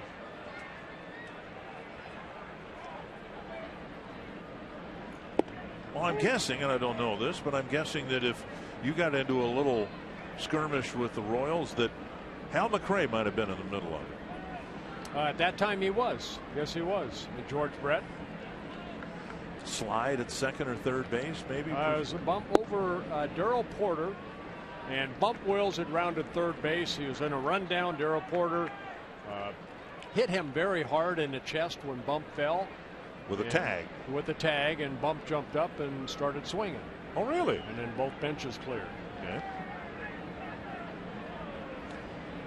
Well, with everything that went on here over the weekend. It kind of started like maybe 10 days prior to that led up to this. But that's another story. And I was involved in that one. Well, now you can't do that to our viewers. You can't throw that out there and not give us a little background. How did you, a week and a half before this all happened? The chopper to second. Easy play for Dozier. 2 down. Blaine Boyer's come in, retired all 5 batters. I was pitching a shutout actually here. Going into the 9th inning, Juan Beniquez was my center fielder. He hit a 3-run home run for me. I had like a 5-6-0 lead. They threw between his head and his helmet. And I took offense to it. My teammates took offense to it. I was told not to retaliate. So I went out there for the bottom of the 9th inning, and I just so happened to hit their catcher, Darrell Porter, in the buttocks area. Okay. And I ended up getting a shutout, but that kind of carried into the little bit of problems we had about 10 days after. All right. Strike one to Escobar. So unlike you to provoke a situation. I was protecting my teammate. Okay. Well, we'll talk more about that whole undercurrent theme that the Royals. Well, kind of what Ventura did is just his timing was bad because he hit Lowry when you'd just given up a 3-run home run. Okay. Laurie came up first at bat, nothing. If they're going to make a point, get them then. Get it over with. 2 strikes to Escobar. Just bad timing.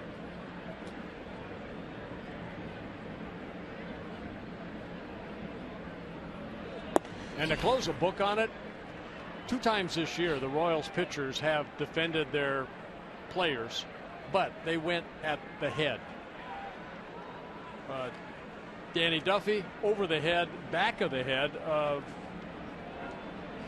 Adam LaRoche, and then Herrera, what he did yesterday to the bat. Chopper toward first, backhanded by Maurer. Not right. Boyer continues to do a nice job. He set down all 6 batters he's faced through the 7th inning.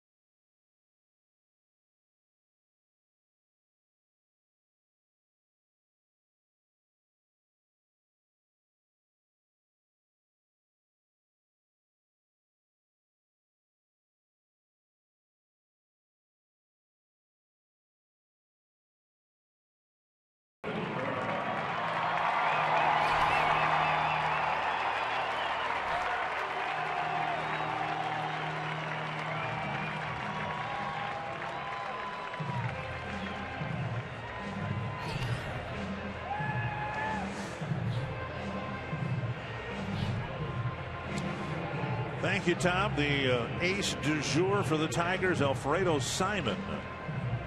And the Tigers will stay ahead of the Royals in the American League Central, regardless of how this game turns out. And probably important for Ned Yost to get this guy back out on the mound after what happened yesterday. Yeah, he has been outstanding so far this year. See, Kelvin Herrera, 4 2/3 innings, 5 strikeouts, 1 walk. He's in his 5th season with the Royals.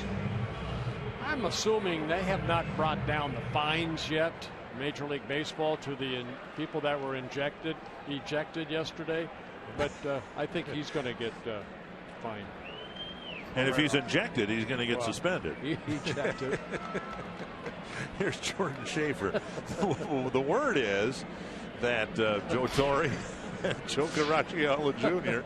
are reviewing what happened here through the whole weekend, and if there are any fines or suspensions, then that'll be announced here shortly. But it was just a dangerous situation yesterday. Herrera throwing 100 miles per hour or thereabouts behind Loring. Jordan Schaefer 0 for 2, taking ball 1, and now a ball fouled over the on-deck circle. Fox Tracks presented by Carrier. Twins hoping to recover from a 3-run bottom of the 6th inning. They have 2 innings worth of at-bats. Schaefer, Santana, and Hunter here in the 8th inning. Well, how good has their bullpen been? They have worked 37 innings. They've given up only 19 hits. They have 31 strikeouts. They've only given up 3 runs in 12 games.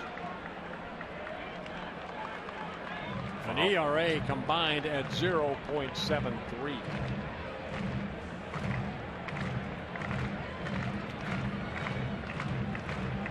One and 2 to Jordan Schaefer. Another fastball at 98, 2-2.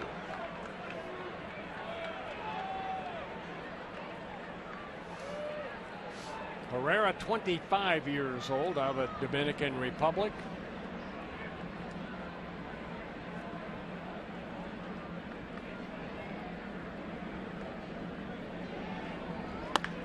Hit to left. Gordon hardly has to move. 1 down. This copyrighted telecast presented by the authority of the Minnesota Twins and may not be reproduced or retransmitted in any form. And the accounts and descriptions of this game may not be disseminated without the express written consent of the Minnesota Twins, LLC. 1 down. And Danny Santana, the batter.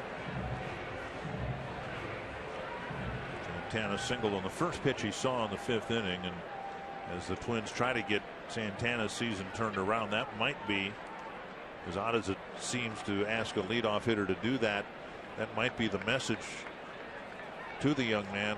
Look, go ahead and swing away. Don't change who you are just because you're a leadoff batter. Found himself behind in so many counts. He takes down an in, ball 1. Marnie Gellner, Santana's off to a slow start, but the Twins still are committed to him as their leadoff batter. Oh, absolutely. And hitting coach Tom Bernansky has been working a lot with Santana on slowing down. Bruno says he has possibly the quietest hands I've seen, but when his body gets going, his hands get going, nothing stops on him. Bruno also said Danny needs to let the ball come to him as opposed to him going to the ball, and that will happen once he slows down. And finally, Bruno said he just needs to do less, especially when he gets behind in the count. Just feel like what it's like to stay back, to hold for a minute, and to try to do less up there. Yeah, thank you, Marty. So quick with those hands. High fastball right there. Clocked at 98, hard to catch up to. 1 and 2.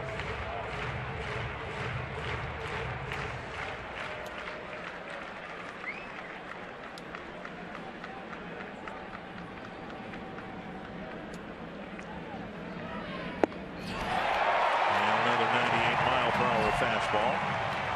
2 down.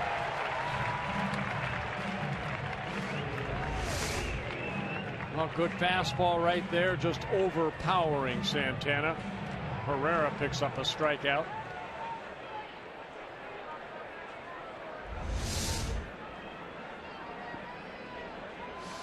City with a microscopic bullpen ERA. This ball inside. Ball 1-1.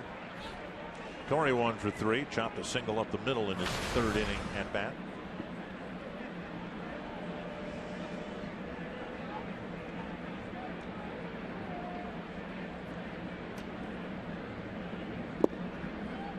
Two-0. Herrera last year, 70 relief appearances, an ERA at 1.41. Allowed only 11 earned runs in 70 innings.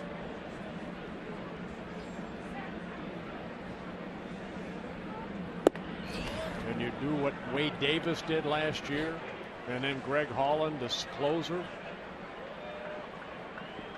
3-0 to Hunter. Bauer on deck.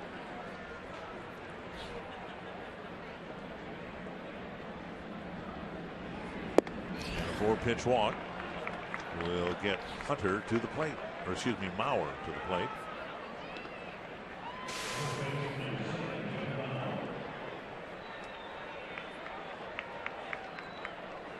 Time now for the road ahead, presented by Chrysler. 2 more games here in Kansas City.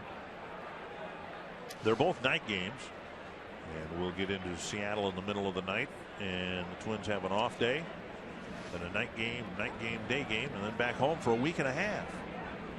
Yeah, another rematch between Malone and Vargas.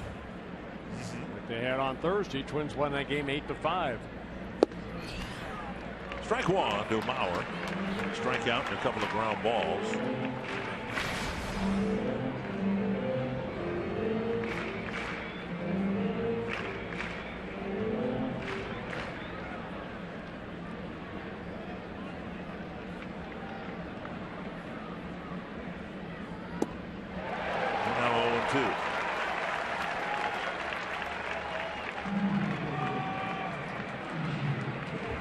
Twins with 4 singles. There's Volquez.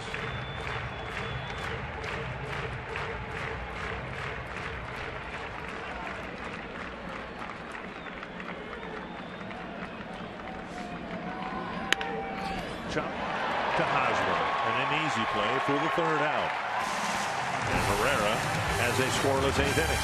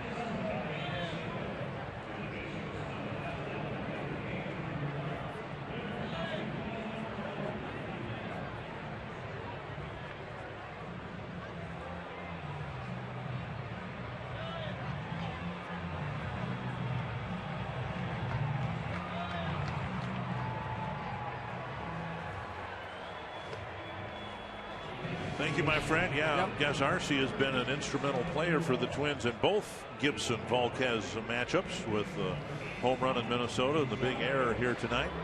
Carsoup.com trivia question: the last time the Royals had 148 plus home runs in a season, 2004, they had 150.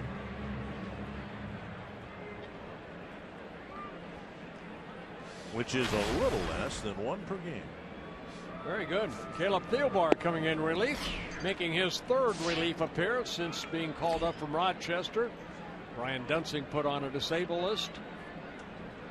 Moustakas, Hosmer, Morales will face him here in the 8th. Those were the 3 batters that started the 6th inning. All 3 scored. Moustakas reached on Arcia's error in the 6th. And then Hosmer drew a walk. Morales, a 2-strike double that he just slapped on the ground down the left field line. And there was a wild pitch, and there was a sacrifice fly. And on just 1 hit, the Royals had 3 runs in the 6th.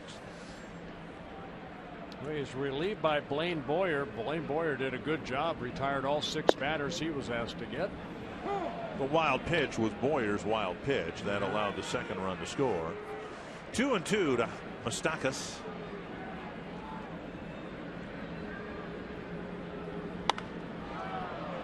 Well, there was a time not that long ago where you could make a mistake, a costly one, and still beat the Royals. They're too good now. We talked about that after the home opening loss when the Royals, especially in the late innings, just handed it to the Twins. Inside, 3-2.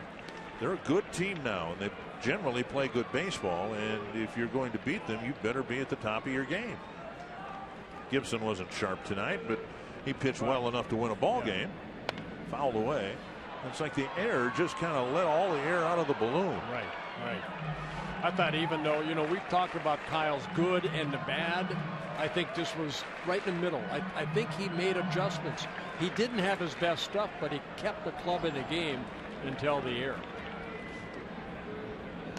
And Suzuki can't quite hang on to strike 3.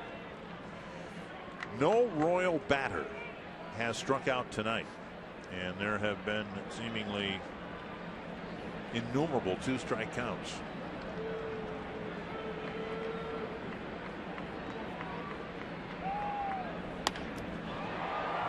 Dunked down the left field line. Arcia won't get there, and it's a fair ball. And Moustakas has a double.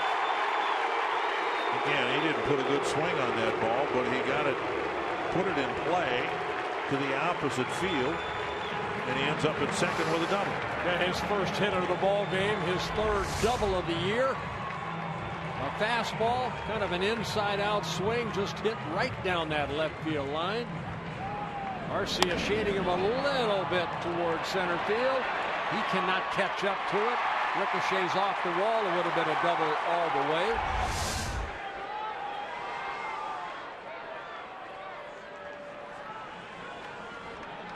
Here's Hosmer.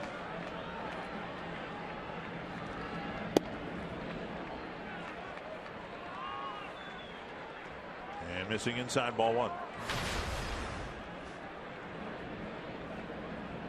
Hosmer with a pair of walks.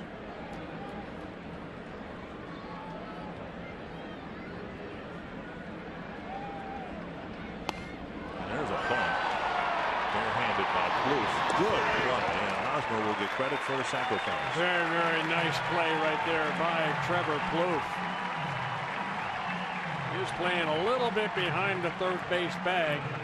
And Hosmer kind of committed early on squaring around, and Plouffe came charging in.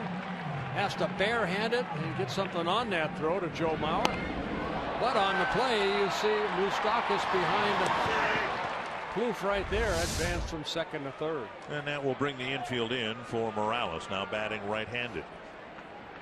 Morales with 2 strikes just was up there to try to make contact and maybe just foul a pitch off and get something later that he might be able to drive, and instead he put it in play, put the barrel of the bat on it, grounded it right down the left field line for an RBI double. That was the end of the night for Kyle Gibson.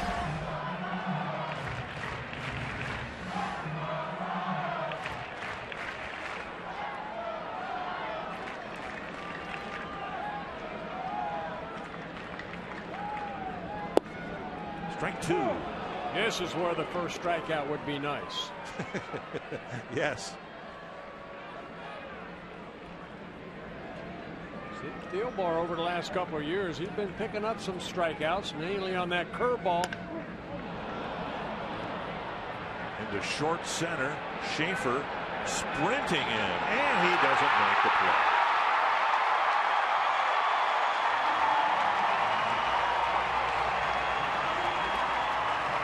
Mustaka scores, and it's 5-1. That ball was in the air a long time.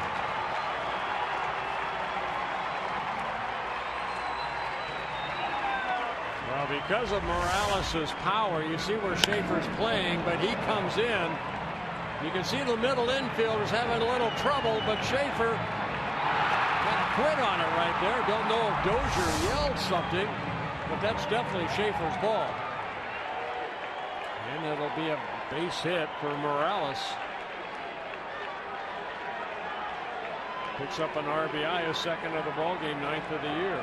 In the 31 now plate appearances for the Royals, there have been 13 times where a Royal batter has had 2 strikes. And now the ball punched beyond Dozier, and Morales will check in at second base. 13 times the Kansas City batters had 2 strikes, and yet there has not been a strikeout in the game. Well, Perez jumping on that first pitch, hitting it past the diving Dozier at second base for his second hit of the ball game.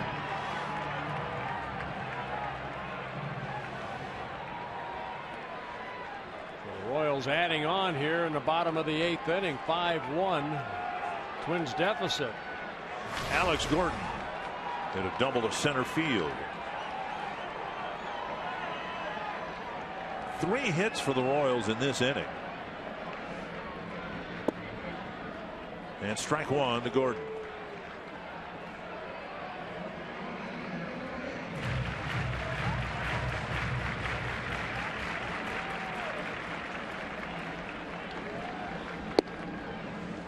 One and one.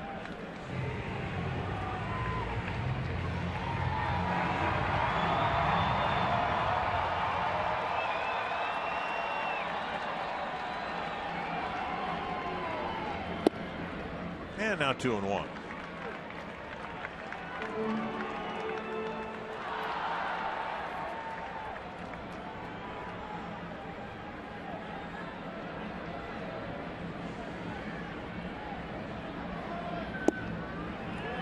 And now 3-1.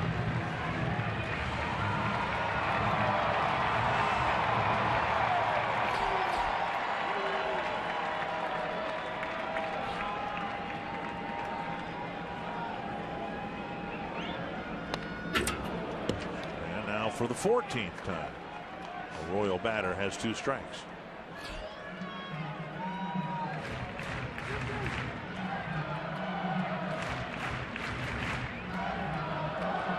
If Thielbar would take a strikeout, he'd probably prefer a ground ball hit at somebody. And there's a strikeout, first one tonight. A good hard breaking ball gets a strikeout. 2 down, and Paulo Orlando will bat. And we may have a pitching change before Orlando hits. Paul Molitor crossing the foul line, trying to keep this game within reach at 5-1. And Thielbar leaves, and a pitching change with 2 out in the 8th.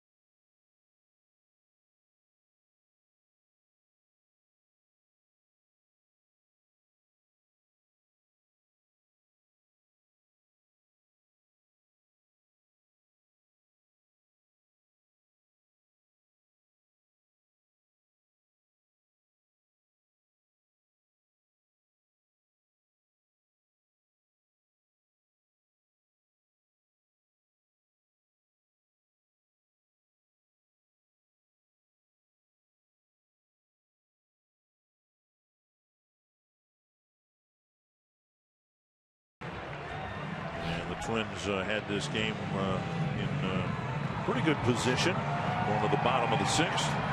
Well, what you'd have is you're facing a very tough ball club like the Kansas City Royals. You give them more than 3 outs an inning, they're going to take advantage of it. They did in the 6th inning, and they've done it here in the 8th inning. Tim Stauffer will try to get the last out of the inning.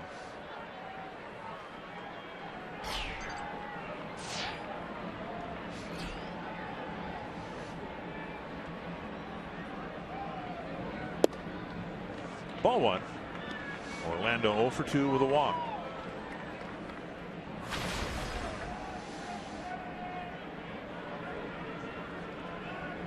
Stauffer in his first season with the Twins, signed as a free agent over the winter. Driven to right center, and Hunter won't get it. 1 run will score, a 2nd run will score, and Orlando has another triple. Another triple, 5 on the season. Driving in his 2nd and 3rd major league runs. The young man from Brazil can downright fly. Once Torrey was unable to cut this ball off, it's had triple written all over it. Yeah, sinker down and in, and Orlando dropping the barrel of the bat, hitting it into right center. It got past Torrey Hunter. And you see Perez right there. He better hurry up. Orlando's going to catch him.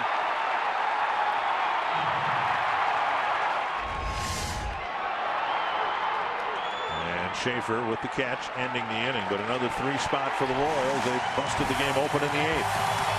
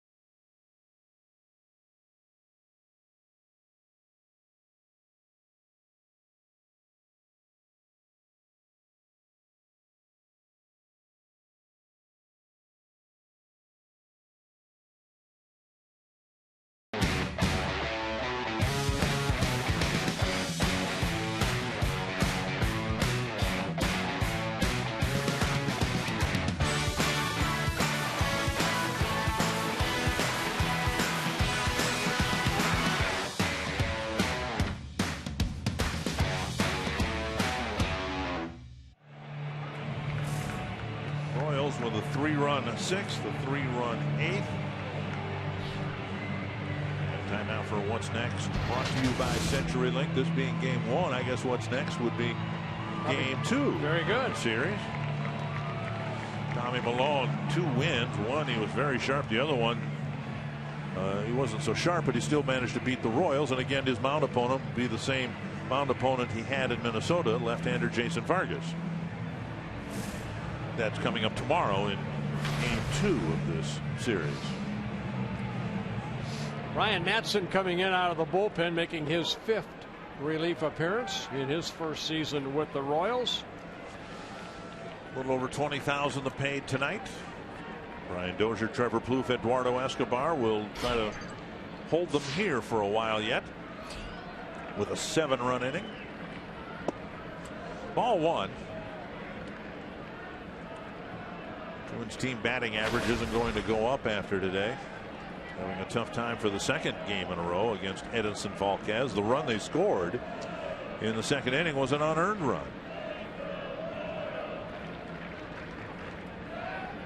A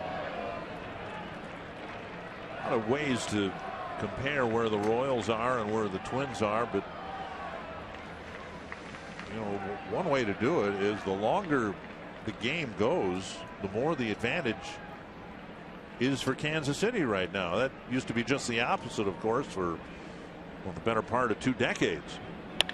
Wrapped to third. Moustakas gobbles up the second out. And twice now, Hosmer has saved him at first. Yes, he has. That was a tougher one. And in game 3 of the series in Minnesota, Hosmer was unable to make a scoop like that. And that was one of the reasons the Twins took advantage of a few Kansas City misplays to win the final game of that series. 1 down. Here's Plouffe.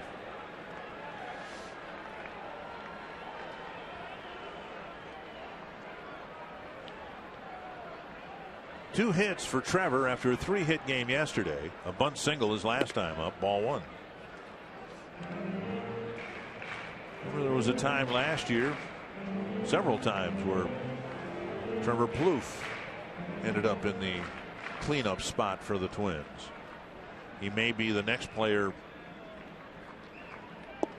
given a chance at it. Twins do have some issues in the leadoff spot and in the cleanup spot, which arguably are the 2 most important spots in your batting order. 1-1. 2-1.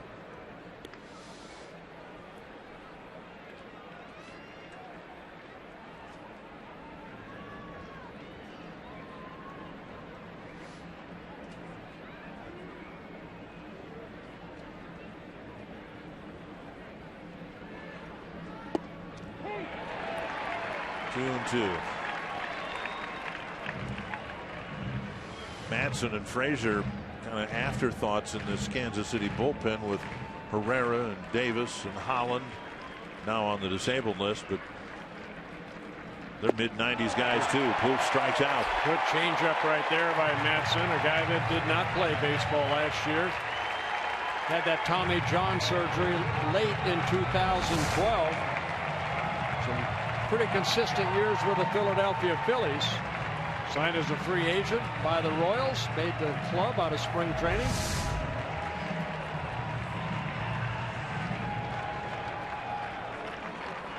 Escobar with a single and 3 trips. Foul back to the screen.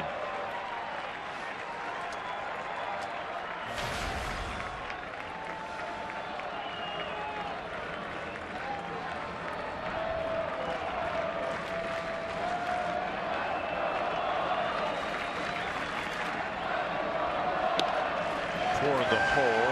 Hosmer there.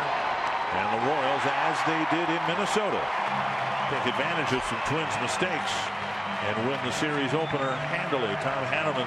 The Twins hope that games 2 and 3 of this series will look like games 2 and 3 in the series at Target Field.